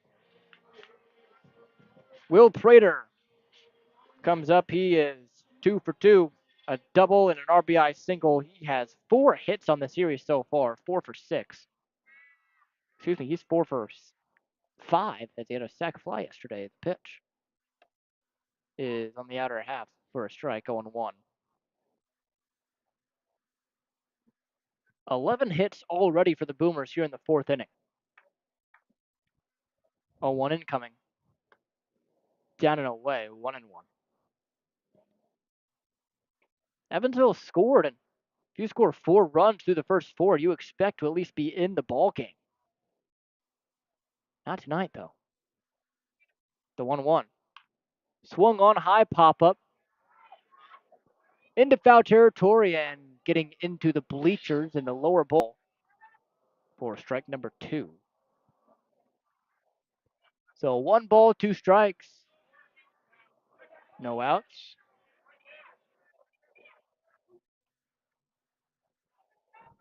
Gonzalez looks in and sets out of the stretch. He'll deliver to Prater. The 1-2. Swung a little number right back up to Gonzalez off his glove. Cruz tags the runner at second, gets the out, and tripping was Simmons, but he's all right. No throw to first. It's going to be a fielder's choice. Now batting the Boomers catcher number 20, Satchel Norman.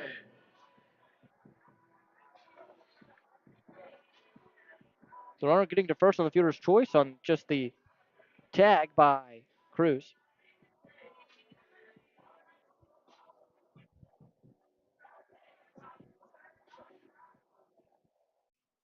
Brings up Satchel Norman. He's 1 for 2. The pitch. Bender misses high. Count 1-0. So on first now, Prater. He has 3 stolen bags on the year. Has a small lead over at first. Doesn't go the pitch. Inside 2-0.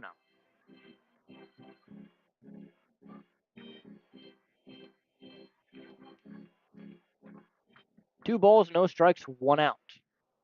Gonzalez fire. Base runner here for the Otters. Batting for the Otters, first base number 6, LJ Jones. Brings up LJ Jones. Jones 1 for 2 today, a leadoff single in the third inning.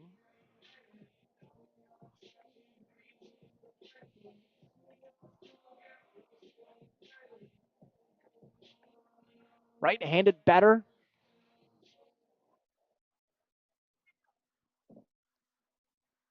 Awaits the first pitch. Swung on, fouled her right back into the screen, 0-1.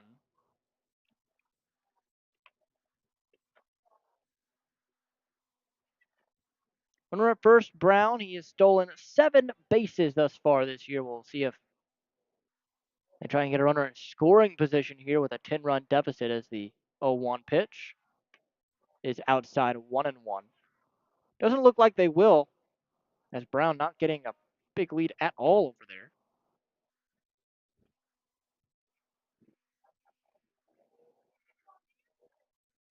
Turner sets and fires outside 2-1. Up in the bullpen for Schaumburg, Hamilton Oliver. He was the one that closed the show yesterday for the Boomers.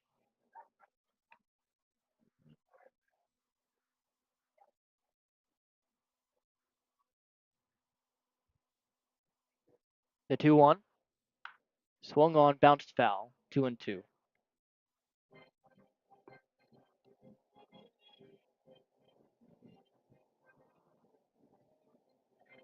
Two balls, 2 strikes, no outs. Runner on first base. Otters down 10 in the top of the fifth. It's 14-4.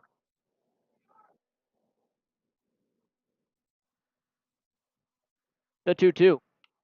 Swung on, fouled right back. Count stays.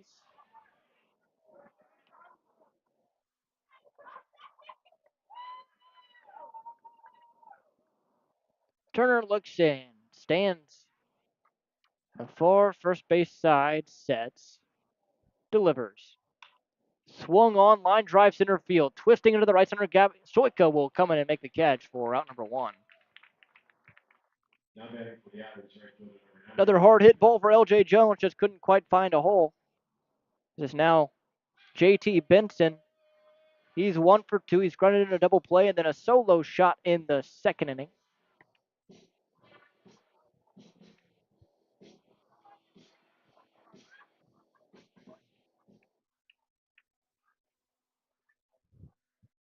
Turner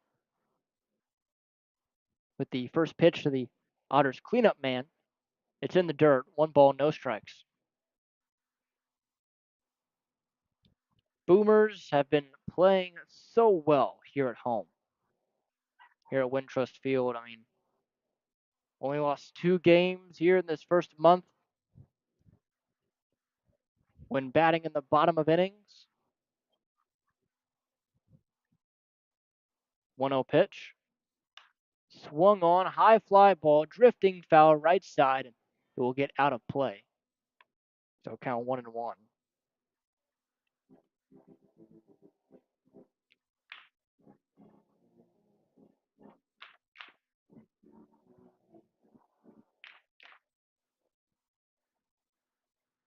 So with the 1-1 count, 1 gone. Here it is. Swung on, little nubber up the middle, charging as the second baseman Prater tags the first runner, throw over to first in time for the double play.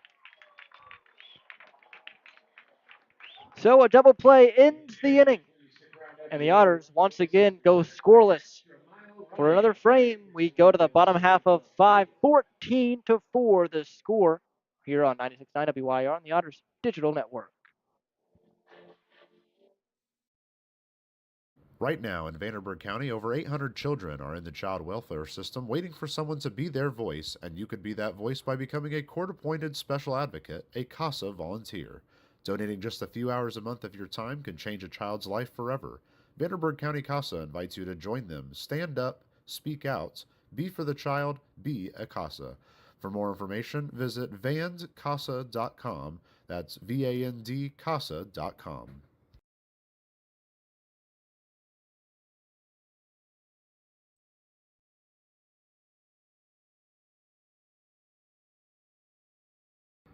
Maintaining our independence becomes more and more vital as we age. Swerka and more can help you navigate this important journey by answering your questions and connecting you to free and unbiased community resources and support services. If you are seeking advice for yourself or a loved one, let Swerka be your first call. More information available at swerka.org or by calling 812 464 7800.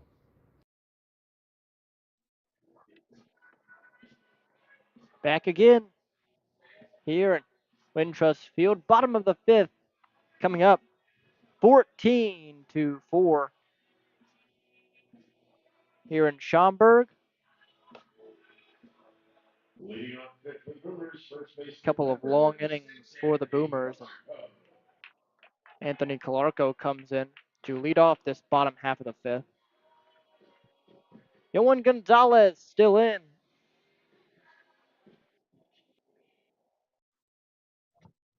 Calarco, left-handed bat. He's reached all three times he's been on. He's scored all three times as well, as the first pitch just misses outside, 1-0.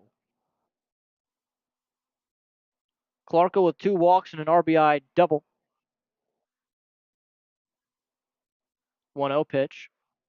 Swung on, fouled right back off his foot again. Count 1-1. That's the second time he's done that here tonight. This one seems to have bothered him a bit more, as he's going to take plenty of time to try and shake this one off.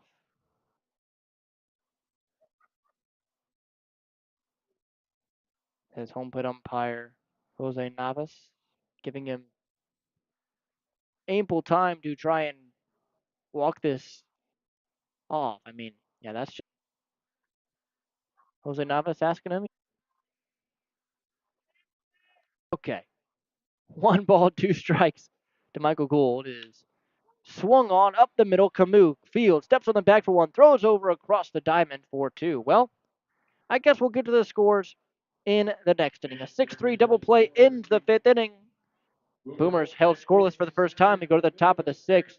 14-4 the score here in Schaumburg, Illinois. You're listening to 96.9 WYIR and the Otters Digital Network.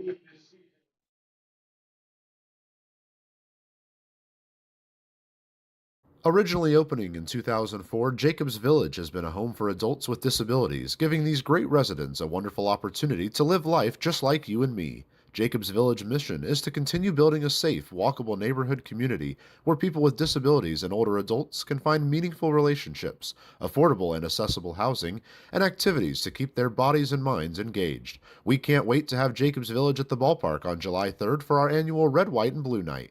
More information on this great community partner is available at jacobsvillage.org.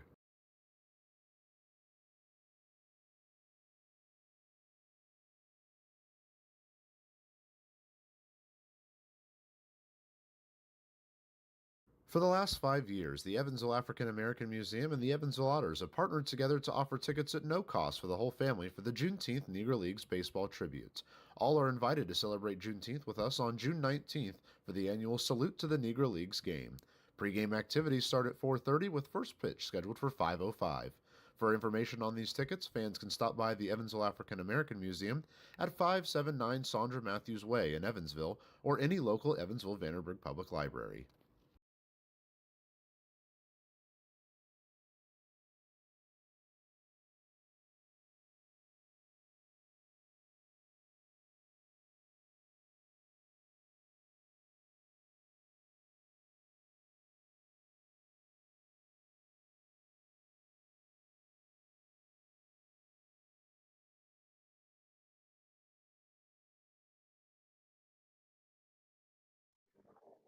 Back here in Schaumburg, Illinois.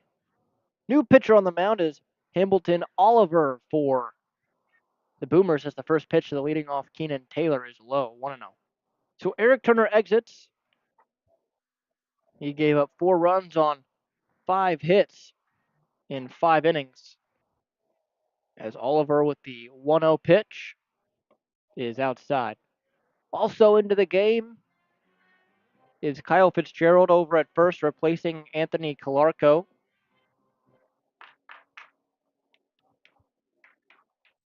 2-0 pitch, outside, 3-0.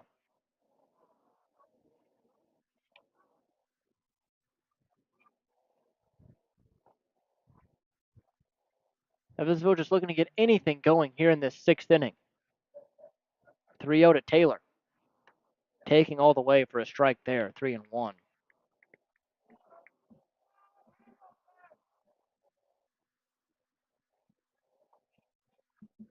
Three-one pitch. In there for a strike, 3-2.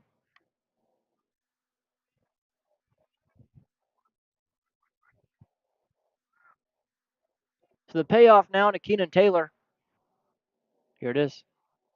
Swung on high, chopper to third. Fielding is Fedko. Toss over to first in time for out number 1.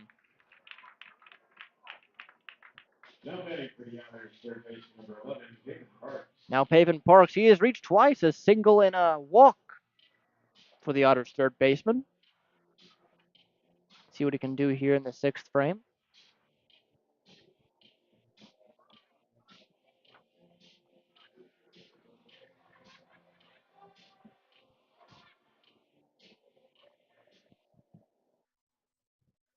Pavin awaits the first pitch from Oliver. Here it is. Swung on, fouled right back, and it's going to be 0-1. Let's finally get around to those scores, huh? Talked about it all last inning, couldn't quite get it to pull up, and now we have it. A couple of finals. New Jersey over Ottawa 7-2 during the day game as the 0-1 is inside 1-1. Down East beating Tri-City 2-1 in Tri-City. Florence currently on top of Gateway 8-2 in the bottom of the 6th. 1-1 pitch to Pavin Parks. Swung on, grounded hard to second baseman Prater, who throws to first for the second out.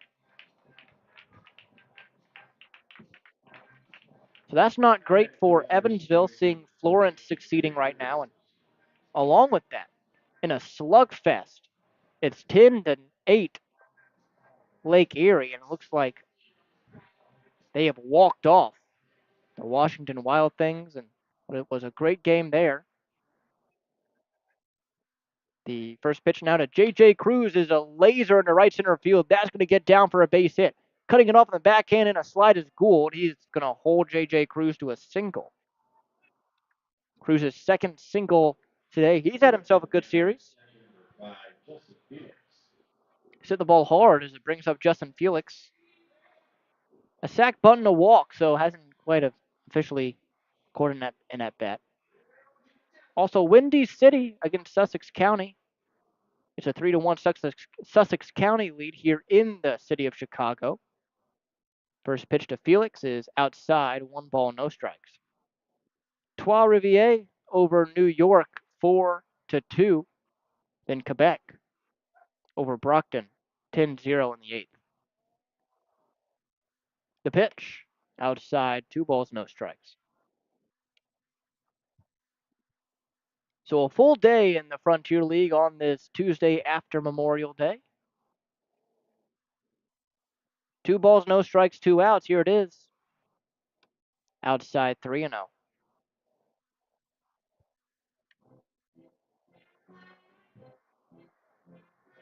Tomorrow, another night game. The 3 ball, no strike pitch is in there for a strike. 3-1.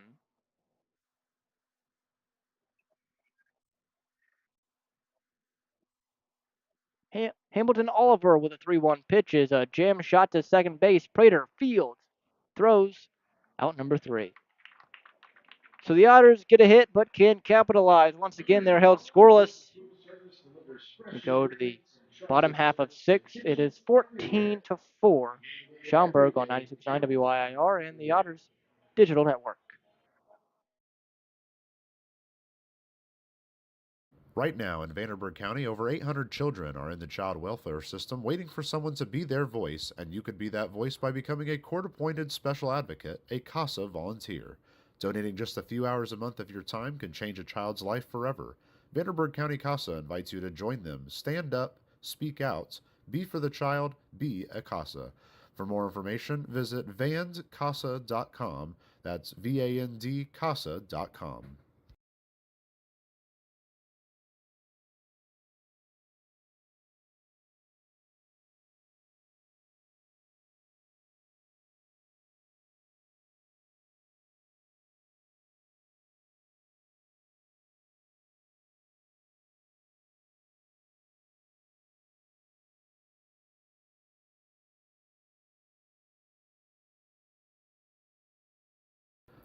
Ballet Indiana is made up of local ballet professionals, dedicated parents, and community members in order to provide unique and life enriching experiences for hundreds of young dancers, while carrying out their mission to inspire a lifelong appreciation for dance for both our dancers and the Evansville community. More information on Ballet Indiana and information about their upcoming performances is available at balletindiana.org. So it'll be Alex Valdez here to get some work in this bottom half of the sixth. Valdez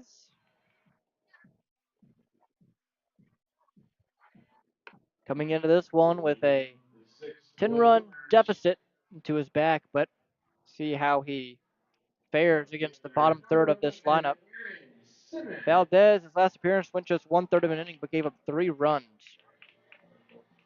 Last year was amazing, a 1.26 ERA in 24, 14 and a third innings pitched, 17 strikeouts.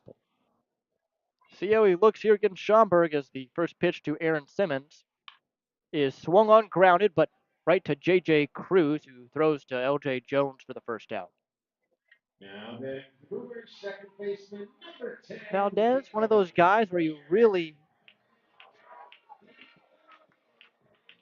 want to be effective and a high leverage guy. Just in here to get some innings, I would assume. He now faces Will Prater as the first pitch is in there for a strike on the outer half, 0-1. Now, granted, you would like to see him in a closer ball game, but sometimes you just got to get innings. The 0-1 pitch.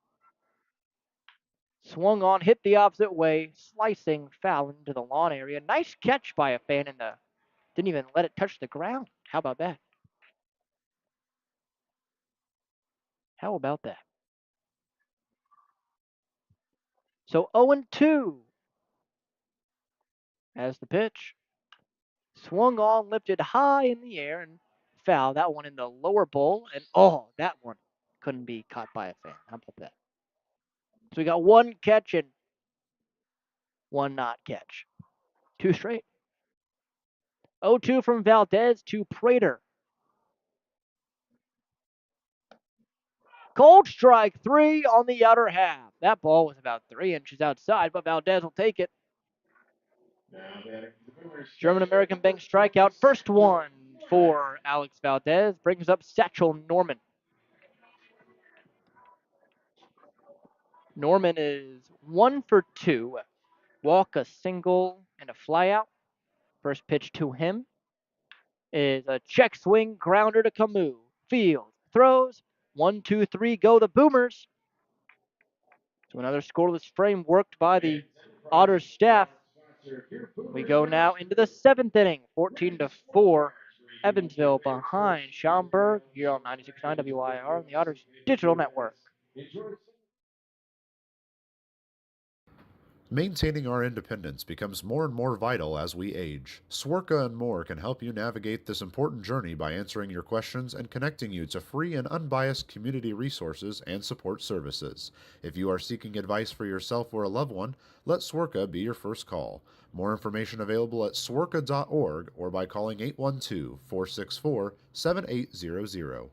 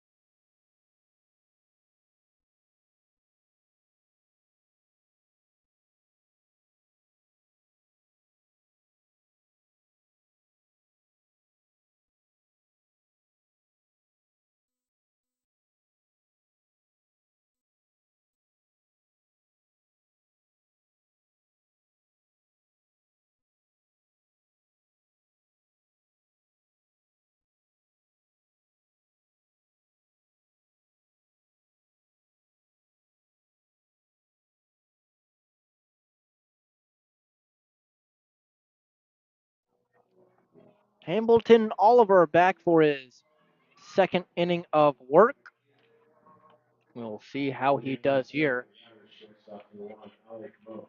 As Ale Camus stands in 1-for-2, an RBI double, a strikeout.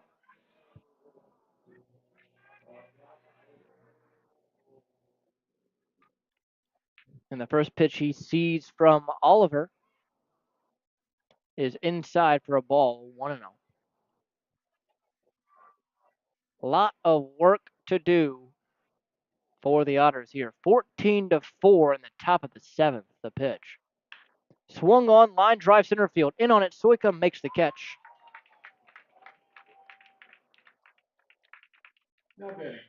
Sometimes just hit it too hard. Brings up Ty Krittenberger, who is 0-for-2. A walk, a ground out, a strikeout. Camus made hard contact, just couldn't find a hole on that one. First pitch to Krittenberger is on the outer half for a strike, 0-1.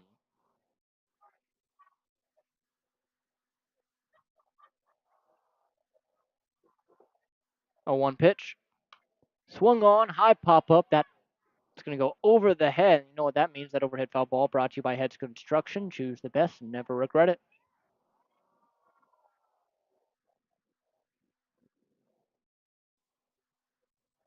Oh, 2, outside 1-2. Tell you what, I bet we should do a plane counter tomorrow. There are so many planes that fly over this place, given it right next to an airport.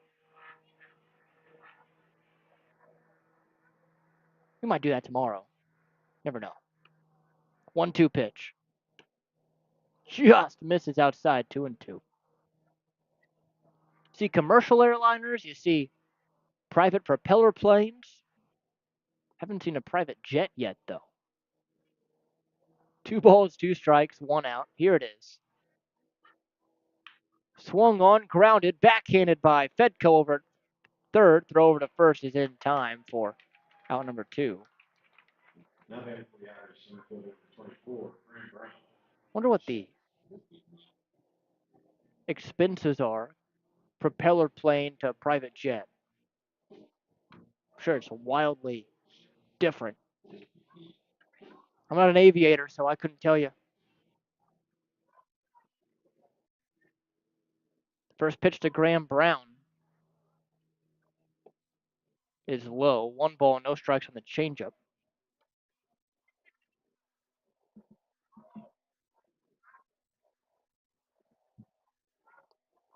The pitch. Outside 2-0.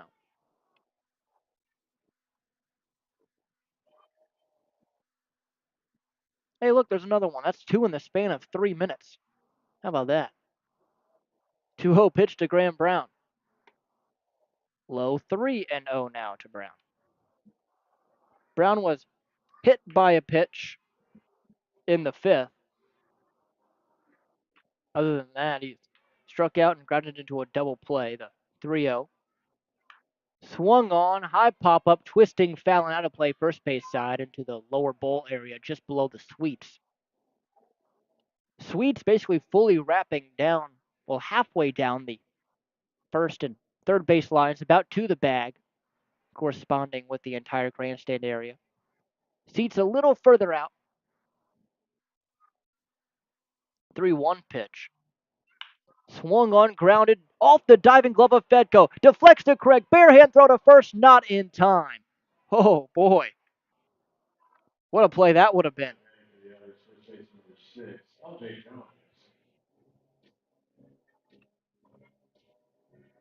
So Graham Brown, with his first hit of this series, brings up L.J. Jones. He's hit the ball hard, just hasn't quite found a hole.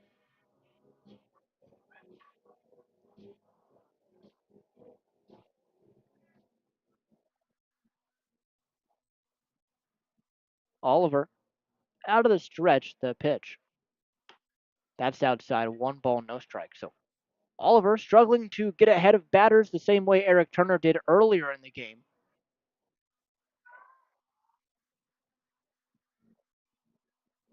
The 1-0. Swung on, grounded foul to the Otters dugout. 1-1. There goes a third plane. No, we're going to keep track from here on out. See how many we get in the last 3 innings. The 1-1 pitch. Bender in there on the front door. 1-2. So that's 3 in this top of the 7th alone. 1 ball, 2 strikes to the count. The pitch to L.J. Jones. Swung on and missed on a nasty slider outside. First strike, number 3, and out, number 3 as well. We go to the bottom of the 7th, 14-4, here on 96.9 WYIR and the Otters Digital Network. Originally opening in 2004, Jacobs Village has been a home for adults with disabilities, giving these great residents a wonderful opportunity to live life just like you and me. Jacobs Village mission is to continue building a safe, walkable neighborhood community where people with disabilities and older adults can find meaningful relationships, affordable and accessible housing, and activities to keep their bodies and minds engaged. We can't wait to have Jacobs Village at the ballpark on July 3rd for our annual Red, White, and Blue Night. More information on this great community partner is available at jacobsvillage.org. For the last 5 years, the Evansville African American Museum and the Evansville Otters have partnered together to offer tickets at no cost for the whole family for the Juneteenth Negro Leagues Baseball Tribute. All are invited to celebrate Juneteenth with us on June 19th for the annual Salute to the Negro Leagues game. Pre-game activities start at 4:30 with first pitch scheduled for 5:05. For information on these tickets, fans can stop by the Evansville African American Museum at 579 Sandra Matthews Way in Evansville or any local Evansville Vanderburgh Public Library.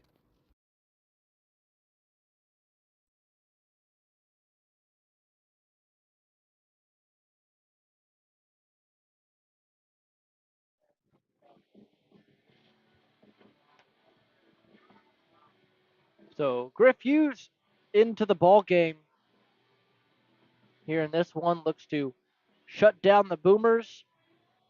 Griff Hughes, another one of these guys where he has been so good in big spots so far this year, as he'll face the top of the lineup in Alec Craig. Craig today is 1 for 4, 2 ribbies, a single. He has struck out and grounded out twice.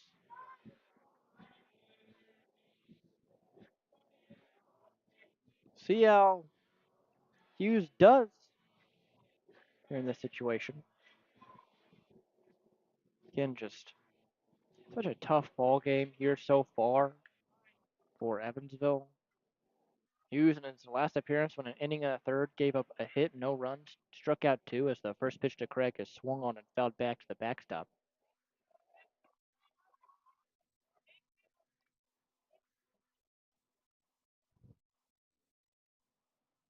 So 0-1 the count. The pitch. Swung on, ground ball, past Camus, and that's going to be a leadoff single, second single of the day for Alec Craig. Designated hitter number 31, Brent Spillane. Now Brent Spillane.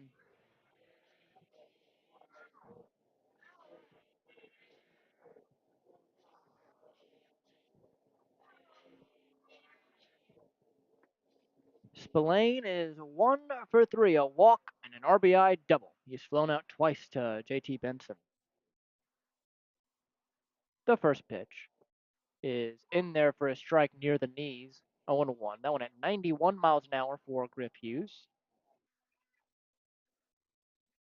Under the lights here in Schaumburg as Hughes sets and fires the 0-1 pitch. That one catches the zone as well, 0-2. Spillane not too happy about it. First 3 innings really dragged along. The past 4 have been fairly quick. Man, those first 3 innings lasted about an hour and a half. It was quite the 3 frames. Pretty eventful too, as the 0-2 pitch swung on, fouled bag, and count stays. Those first 3 innings had enough scoring to give you a final. Oh, we got to keep going. 14-4. Otters trail Schaumburg. The 0-2 pitch.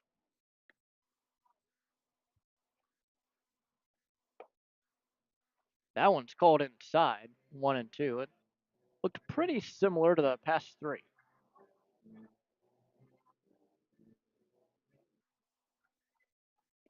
So a ball and 2 strikes, no outs. The pitch from Griff Hughes is swung on and missed, strike 3. German American Bank strikeout for Griff Hughes for the first out here in the bottom of the 7th. Now it's Christian Fedko.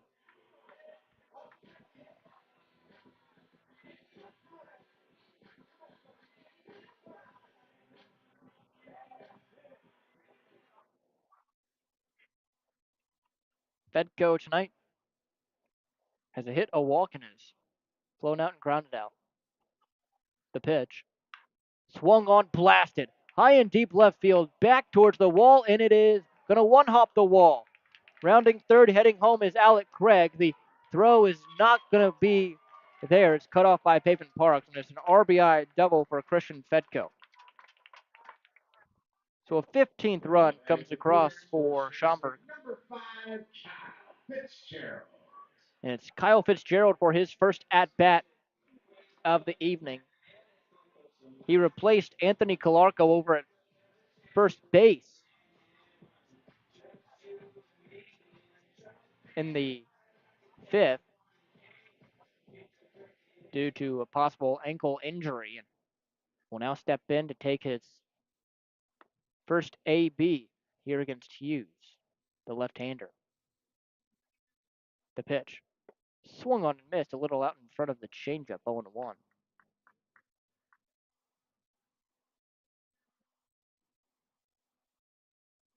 Hughes is a towering left-handed pitcher.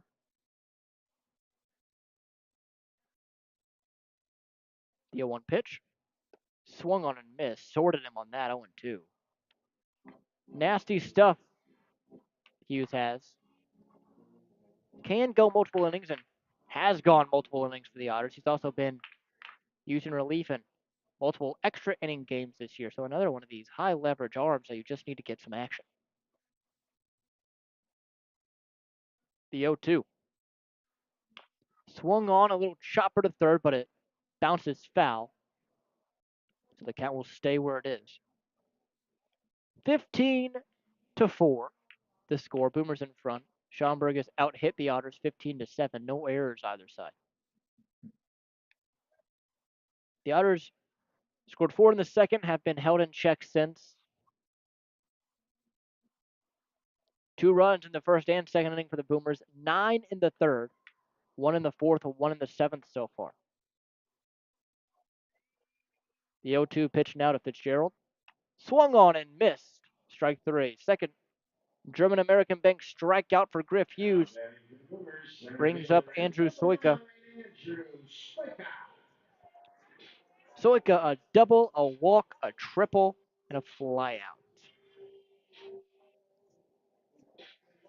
That was his 4th triple of the year so far, believe it or not. Back in the 4th inning. He's 3 RBIs on the night as well. The pitch. Swung on and missed. Ball gets away from Felix, so that lets the runner at second and Fedko advance to third.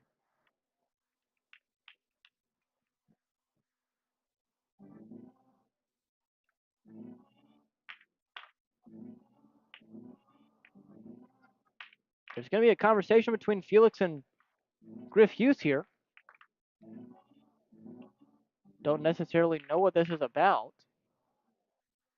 but things will go back as normal.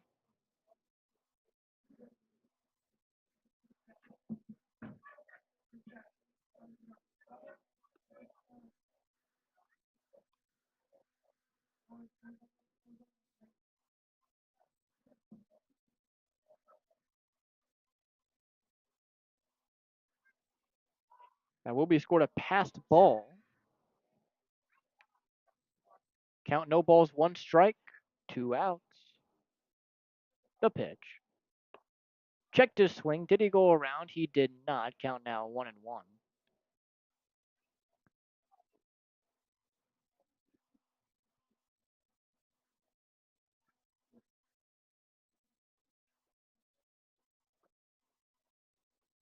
The 1-1. Swung on and missed 1-2. Soika, another one of these dangerous bats. I mean, he just seems to come alive whenever Evansville's in town. Whenever they're in Evansville. Getting wide open stance. Upper body basically directly facing the pitcher on the mound. The 1-2 to Soika. Thought about it, didn't go around, and it's 2-2. With that stance, you don't necessarily expect a guy to have crazy pop, but he certainly has some. 3 homers on the year for him.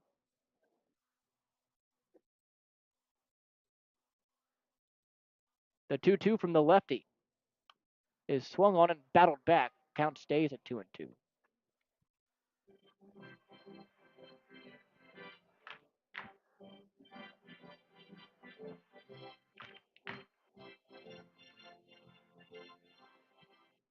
Two balls, 2 strikes, 2 outs.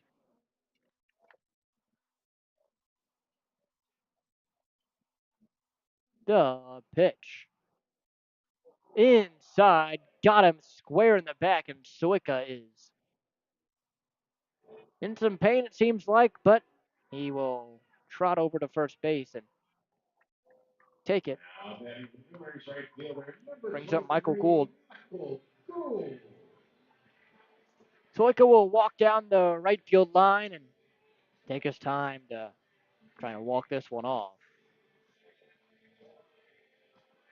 That one seemed to have got him on the funny bone, actually. Yeah, that's never a fun one. Even when you get hit on that exact spot with a shoulder pad on, or elbow pad on. Doesn't feel good, especially when a guy's like Griff Hughes pumping 92 in there. Don't think anything above 90 miles per hour feels great. As the first pitch to Gould is high, 1 ball, no strikes. No one loosening in the Evansville pen. As Hughes sets in the 1-0 pitch is in there for a strike on the inner half. 1-1. Hughes does have some arm side run to that fastball, starting on the inner half to right-handed hitters and finishing outside. Vice versa to lefties. 1-1 is swung on, chopped to third, but foul. 1-2. And a guy like Hughes, who left-handed batter, it's a pretty tough at bat for a lefty with that arm side run. Even for a righty as well, you can start it way inside on the plate, get them jumping, and finish the inner half on the strike zone. Definitely uncomfortable to take ABs against this guy. The 1-2. Swung on, blasted, high and deep left field. Back on it, Crittenberger near the track, and it one hops the wall. It gets past Crittenberger on the ricochet. It's going to score 2. A 2 RBI double for Michael Gould, his second double of the night, third RBI. 17-4 now, Schaumburg in front.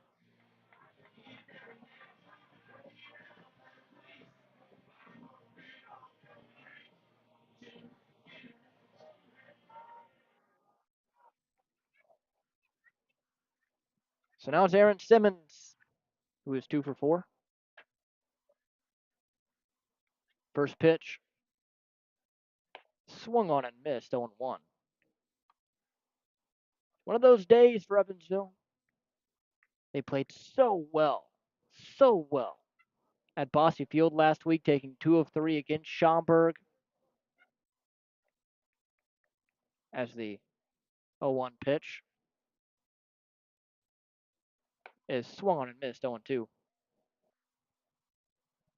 Now coming into this series here up in Chicago, it just really didn't feel like they were going to be struggling all that bad.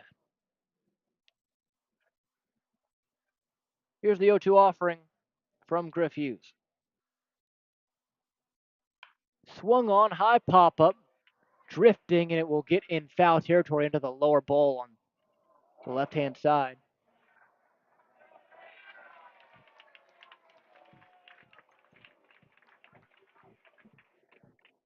So count stays at 0-2.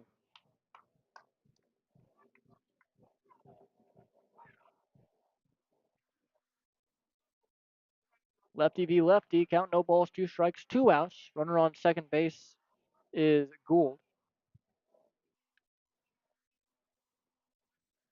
The 0-2.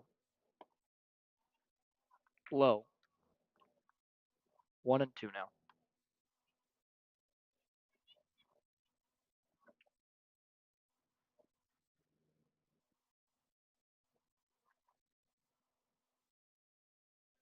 One ball, 2 strikes, 2 outs.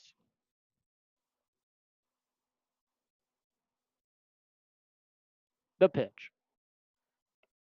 Thought about it, did Simmons, but left it outside on the slider, 2-2.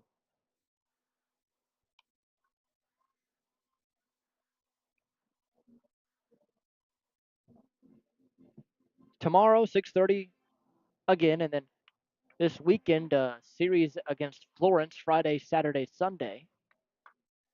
That'll be a big series as both of those teams in the bottom of the Central Division. 2-2 offering from Hughes. High, 3-2 will have a payoff.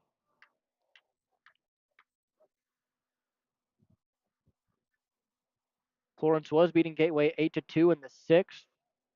It's now 8-7 in the bottom of the 7th. Gateway trying to claw their way back. The 3-2 pitch.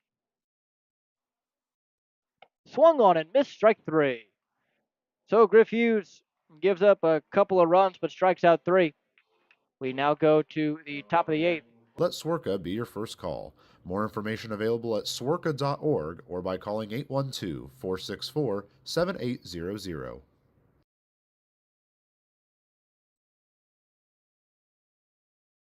Originally opening in 2004, Jacobs Village has been a home for adults with disabilities, giving these great residents a wonderful opportunity to live life just like you and me. Jacobs Village mission is to continue building a safe, walkable neighborhood community where people with disabilities and older adults can find meaningful relationships, affordable and accessible housing, and activities to keep their bodies and minds engaged. We can't wait to have Jacobs Village at the ballpark on July 3rd for our annual Red, White, and Blue Night.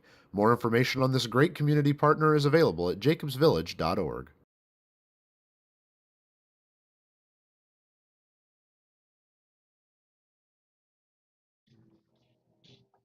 So a new arm on the mound, Nick Pachorik in for Schaumburg. Hamilton Oliver exits after pitching 2 innings, not giving up a run, giving up 2 hits, striking out 1 and walking none. Pachorik entering this one and see how he does here against this Evansville offense. He will face JT Benson, Keenan Taylor, Pavin Parks. The score is 17-4 in favor of Schaumburg here as we enter the top of the 8th. Just a rough day of the offense at the office for Evansville as the first pitch to Benson is taken inside 0-1. Excuse me, 1-0. Goodness. But they'll have a chance to get one back tomorrow. And now at this point, we're rooting for Gateway against Florence as 1-0 pitch. High, 2-0. Because Florence entering the day just, they are 5 games back, but just 2 back of Evansville in the 3rd place spot. 2-0 pitch is taken at the letters for a strike, 2-1.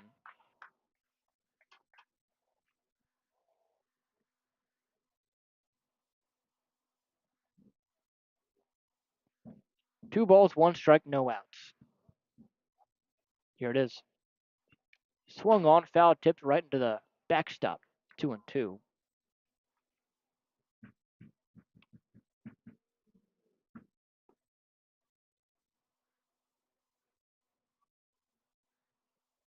So 2 balls, 2 strikes, no outs. Time called by Benson. Lake Erie did walk off Washington, so their lead of the division gets a game bigger. They are now up 2 games on Washington. Here in the Central, it's the 2-2. Swung on, line drive, base hit center field. So JT Benson gets his second hit of the night to lead off this 8th inning. Quebec knocking out Brockton 10-0. There is warming in the Evansville pen. Looks like Nate Wolgamuth.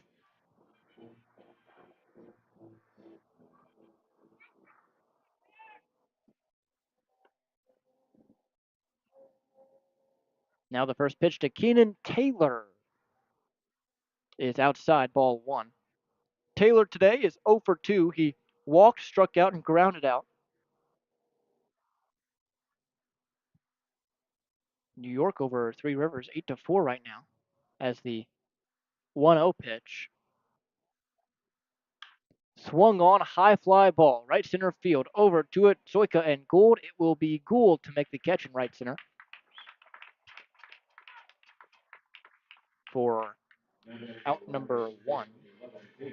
Now Pavin Parks.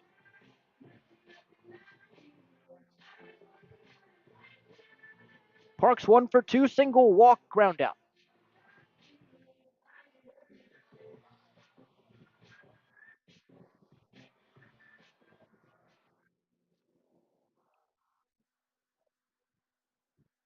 Pachorik set and out of the stretch. He'll work full pull shift against Parks as the pitch is taken on the outside corner for a strike, 0-1. The shortstop Craig playing past the second base bag towards the second base position. Prater all the way in the hole. 0-1 pitch is down low, 1-1. And Fitzgerald at first not holding the runner in JT Benson.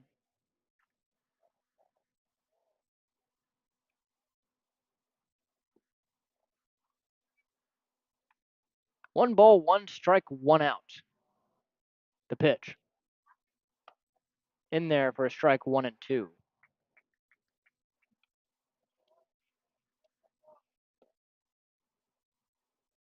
So a ball, 2 strikes, 1 out. Here, top 8, 17-4. Boomers in front.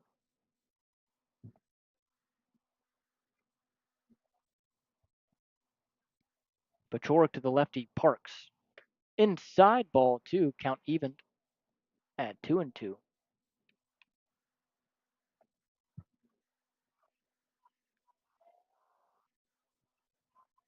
Otters will look to finish the series on a positive note tomorrow night, 6:30 p.m.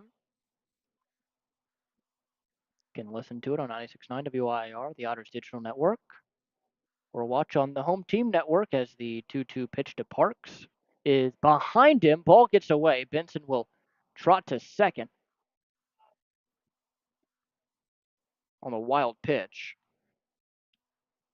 Remember, fans, Hometeam Network is the exclusive home of every Frontier League game this season. Check out Hometeam Network to sign up today and get a front row seat to every Otters game in 2025. So we'll have a payoff pitch to Pavin Parks.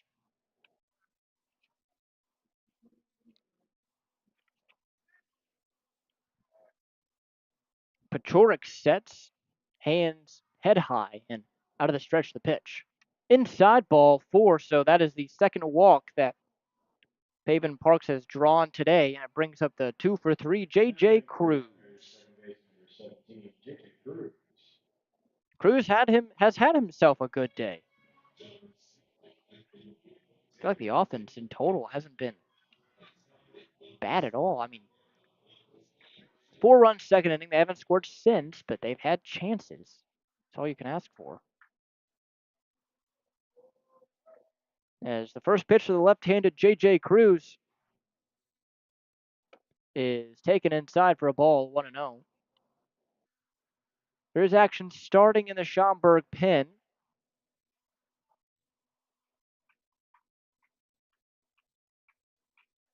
As the 1-0 from Pachorik is in there for a strike, 1-1. That's Isaiah Rivera, number 26 in the bullpen warming for Schaumburg. And again, I think it's Nate Wolgemuth in the pen for Evansville. Again, just trying to get these guys some work. The 1-1 is shot in the air, center field. Suika under it, medium deep. And that's out number 2. Medium deep in center. Now Justin Felix, 0 for 1. He's grounded out, walked, and he hit a sac bunt that scored a run in the second. So an RBI for him.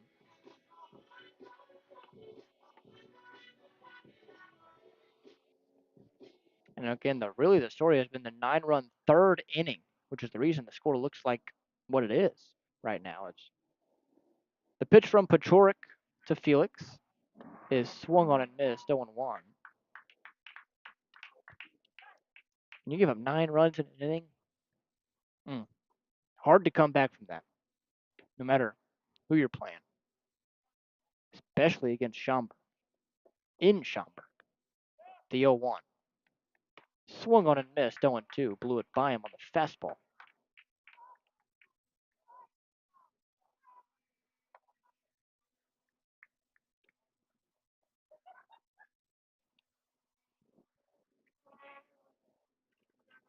No balls, 2 strikes, 2 outs. The pitch. Called strike 3, up and away. So another strikeout for this Schaumburg pitching staff. We now go to the bottom of the 8th, 17-4 on the Otter Station Network and 96.9 WYIR. For the last 5 years, the Evansville African American Museum and the Evansville Otters have partnered together to offer tickets at no cost for the whole family for the Juneteenth Negro Leagues Baseball Tribute. All are invited to celebrate Juneteenth with us on June 19th for the annual Salute to the Negro Leagues game. Pre-game activities start at 4:30 with first pitch scheduled for 5:05. For information on these tickets, fans can stop by the Evansville African American Museum at 579 Sandra Matthews Way in Evansville or any local Evansville Vanderburgh Public Library. Right now in Vanderburgh County, over 800 children are in the child welfare system waiting for someone to be their voice, and you could be that voice by becoming a court-appointed special advocate, a CASA volunteer. Donating just a few hours a month of your time can change a child's life forever. Vanderburgh County CASA invites you to join them. Stand up, speak out, be for the child, be a CASA. For more information, visit vandcasa.com. That's VAND CASA.com.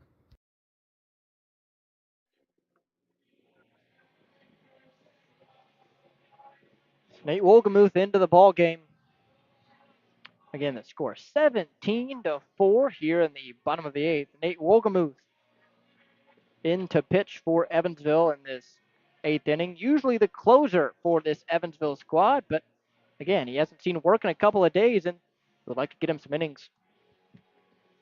Wolgemuth, one of those high leverage relievers that the Otters really rely on to get big timeouts.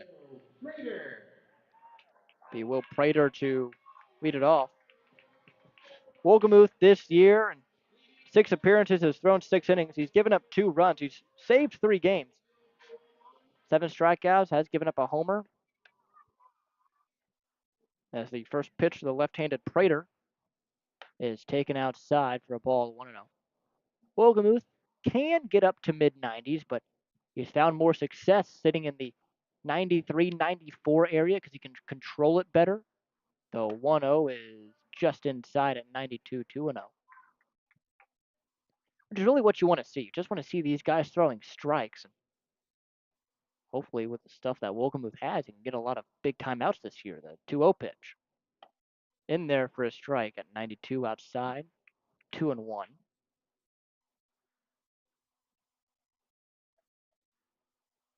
2 balls, a strike, no outs. The pitch. Swung on the ground to Parks. He tosses over to first for the first out.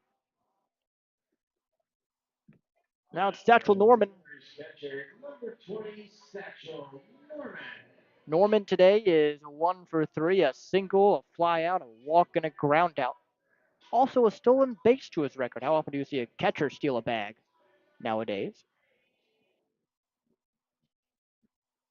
And the first pitch to him from the right-hander in Wolgemuth is swung on, might have broke his bat, picked up by Wolgemuth, and he'll take it himself over to first base as LJ Jones just raising his hands, getting out of the way there. It's going to be a one unassisted. Number 7, Alec Craig. Tell you what, that's the first time we get to say we got some lumber. There it goes. Go get your new lumber at Niehaus Lumber. Now leadoff man Alec Craig.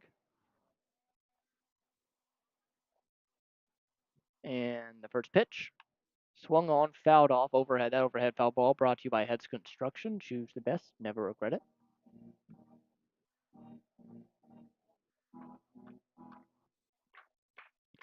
So no balls, one strike, 2 outs.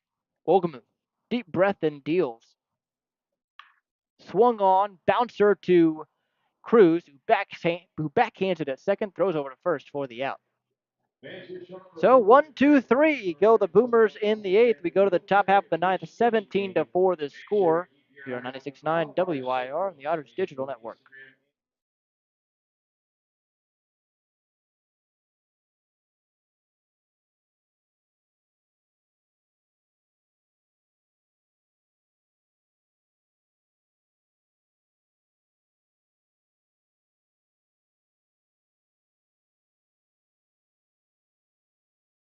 Right now in Vanderburgh County, over 800 children are in the child welfare system waiting for someone to be their voice, and you could be that voice by becoming a court-appointed special advocate, a CASA volunteer.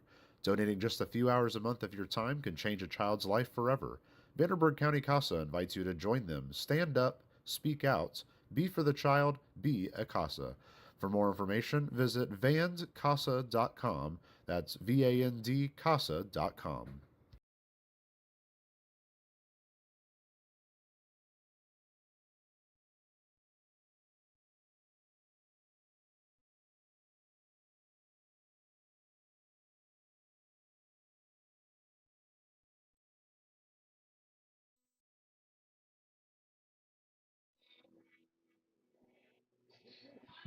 Back here in Schaumburg, new pitcher on the bump is Isaiah Rivera for Schaumburg. So Pachorik exits, pitching only 1 inning, giving up a hit, no runs, and stranding 2 with a strikeout and a walk. Isaiah Rivera from Des Plaines, Illinois. He went to Indiana Wesleyan. So we'll see how the right-hander does. He will face 9-1-2 in this Evansville order, which at the beginning of the season was the 1-2-3. It'll be Camus, Krittenberger, and Brown. Camus today has made good an RBI double in the second inning.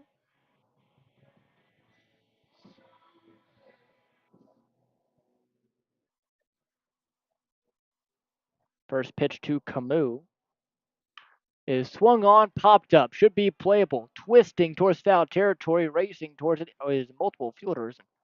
It drops down in the Otters bullpen, 0-1.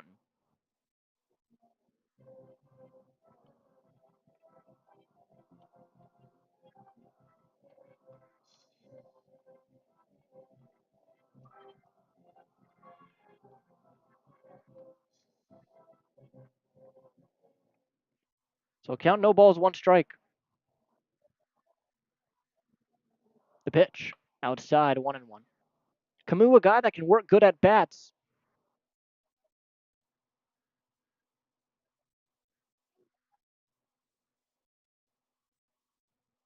One pitch.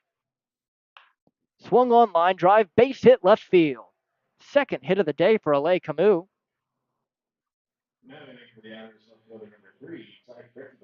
Brings up Ty Krittenberger.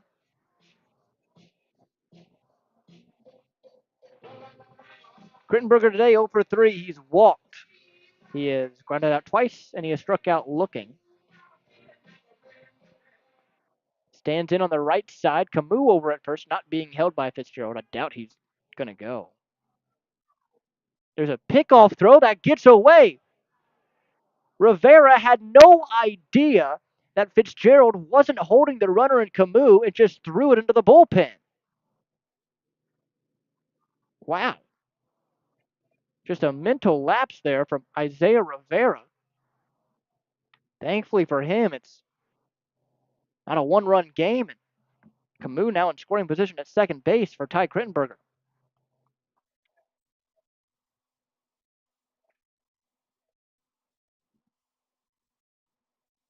Inside, and it got him square in the back. Oh boy. So Krittenberger will reach via the hit by pitch. He got hit square between the shoulder blades. Now Graham Brown. So 2 runners on, nobody out as Graham Brown stands in.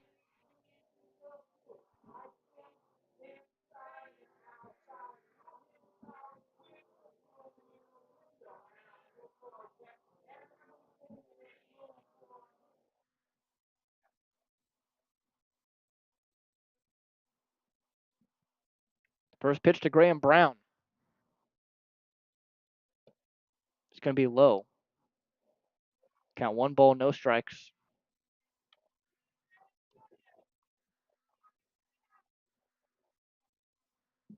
Ball, no strikes, no outs.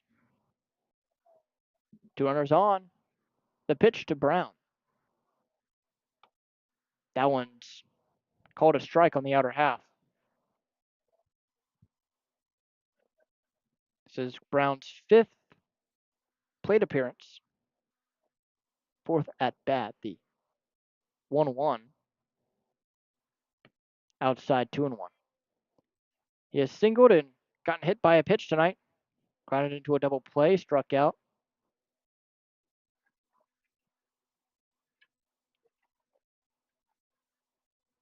2-1 the count to him. Here it is. Outside, can't pick it is Norman. Both runners are going to advance for Evansville. So Krittenberger to second, and now Camus to third for Graham Brown, who is in a 3-1 count.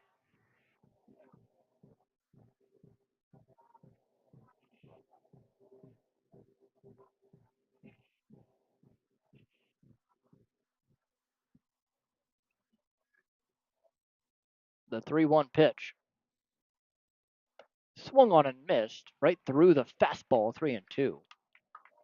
High fastball at that. It's about chest high.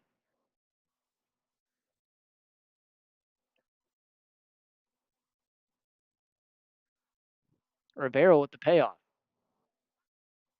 Swung on, grounded to short. Craig Fields throws over to first for the out. The runner in Camus does score. So an RBI ground out there for Graham Brown.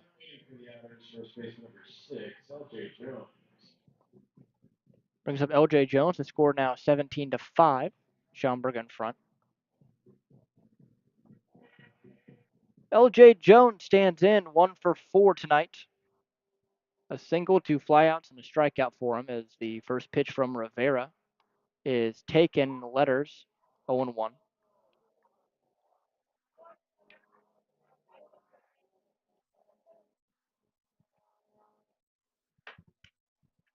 The 0-1 pitch. That's in the dirt. Count 1-1 now.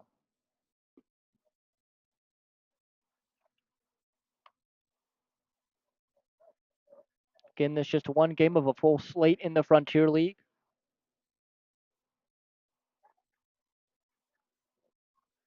The 1-1 pitch. In there for a strike on the inner half, 1-2.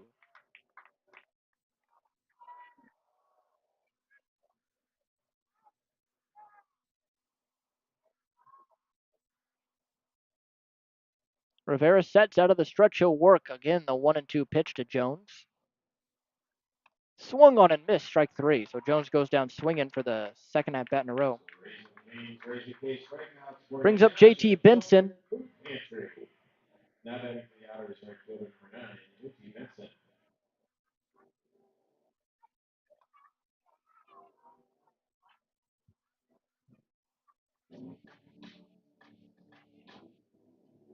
Benson 2 for 4, a homer, a single. First pitch.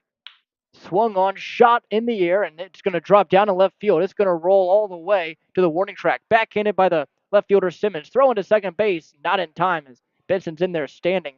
His third hit of the night comes via the RBI double.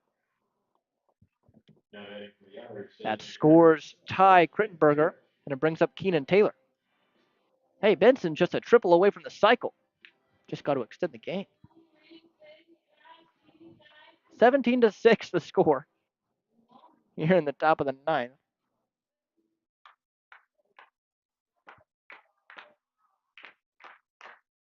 First pitch here to Keenan Taylor is dropped in there for a strike on the fastball, 0-1, around the knees.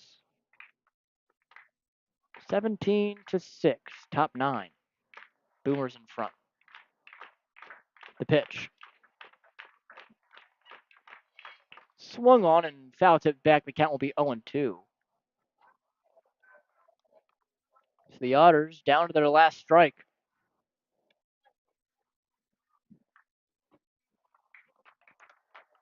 Boomers looking for an emphatic win in the second game of this three-game set to win the series. No balls, 2 strikes.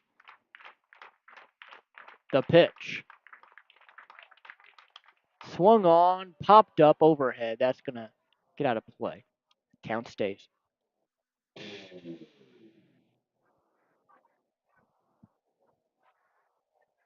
Taylor, a deep breath before he steps back in on the right side. Awaits the 0-2. Rivera gives it to him. Bender in there for strike 3.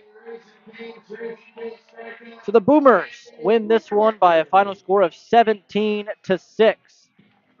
And what was a game that was defined by a 9-run third for Schaumburg. When we come back, we'll talk about it on the Papa John's postgame show. You're listening to 96.9 WYIR on the Otters Digital Network. Maintaining our independence becomes more and more vital as we age. Swerka and more can help you navigate this important journey by answering your questions and connecting you to free and unbiased community resources and support services. If you are seeking advice for yourself or a loved one, let Swerka be your first call. More information available at swerka.org or by calling 812-464-7800.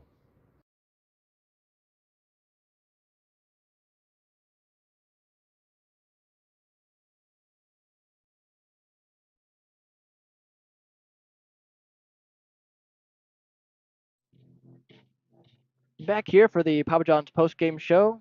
Fans, Papa John's is the official sponsor of the Otters pregame and postgame shows, available every game night, 20 minutes before and 10 minutes after each Otters game on the Otters Digital Network and the Hometeam Network, also on 96.9 WYIR. So the Otters losing this one 17-6, a 9-run win for Schaumburg in what was a game defined by that third inning once again. The Boomers with a 9-run third.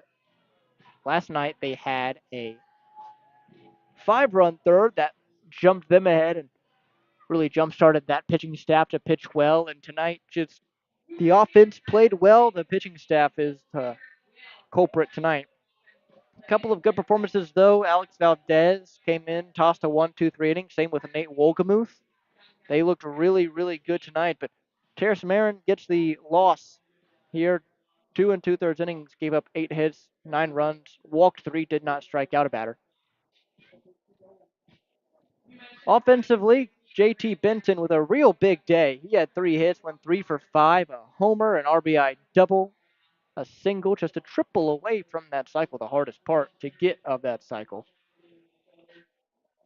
Offense in total, again, that 4-run second inning really jumped them out ahead 4-2, and it looked like that we were possibly going to have another slugfest to the end, but it was a slugfest for sure, just only one way about it. Just not a great performance all around, but the Otters, they do fall to 7-9 now on the season. They are 0-6 on the road. Tomorrow they'll look to snap that as they lose this series against Schaumburg. They lose the first two of this three-game set, but again, they're at it tomorrow at 6:30 p.m. Central Time. Again, there are still positives. Paven Parks with 2 walks and a single, and Keenan Taylor had a walk as well. J.J. Cruz with a good day. He went 2 for 4. Alay Camus had a good day as well. He also went 2 for 4. So multiple two-hit performances or multi-hit performances from the Otters. Just couldn't keep up with this potent Boomers offense that scored 17 runs. Again, 9 of them coming in that third inning.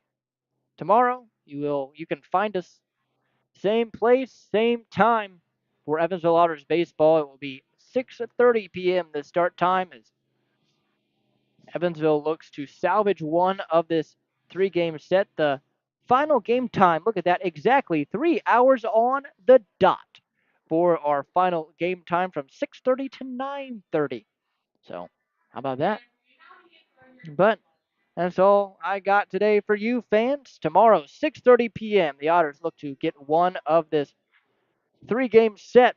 Again, the final 17-6 in favor of Schaumburg. So, thank you so much for taking your time to join me here tonight in Chicago. And tomorrow, I'll talk to you again. And as always, Otters fans, have a good night.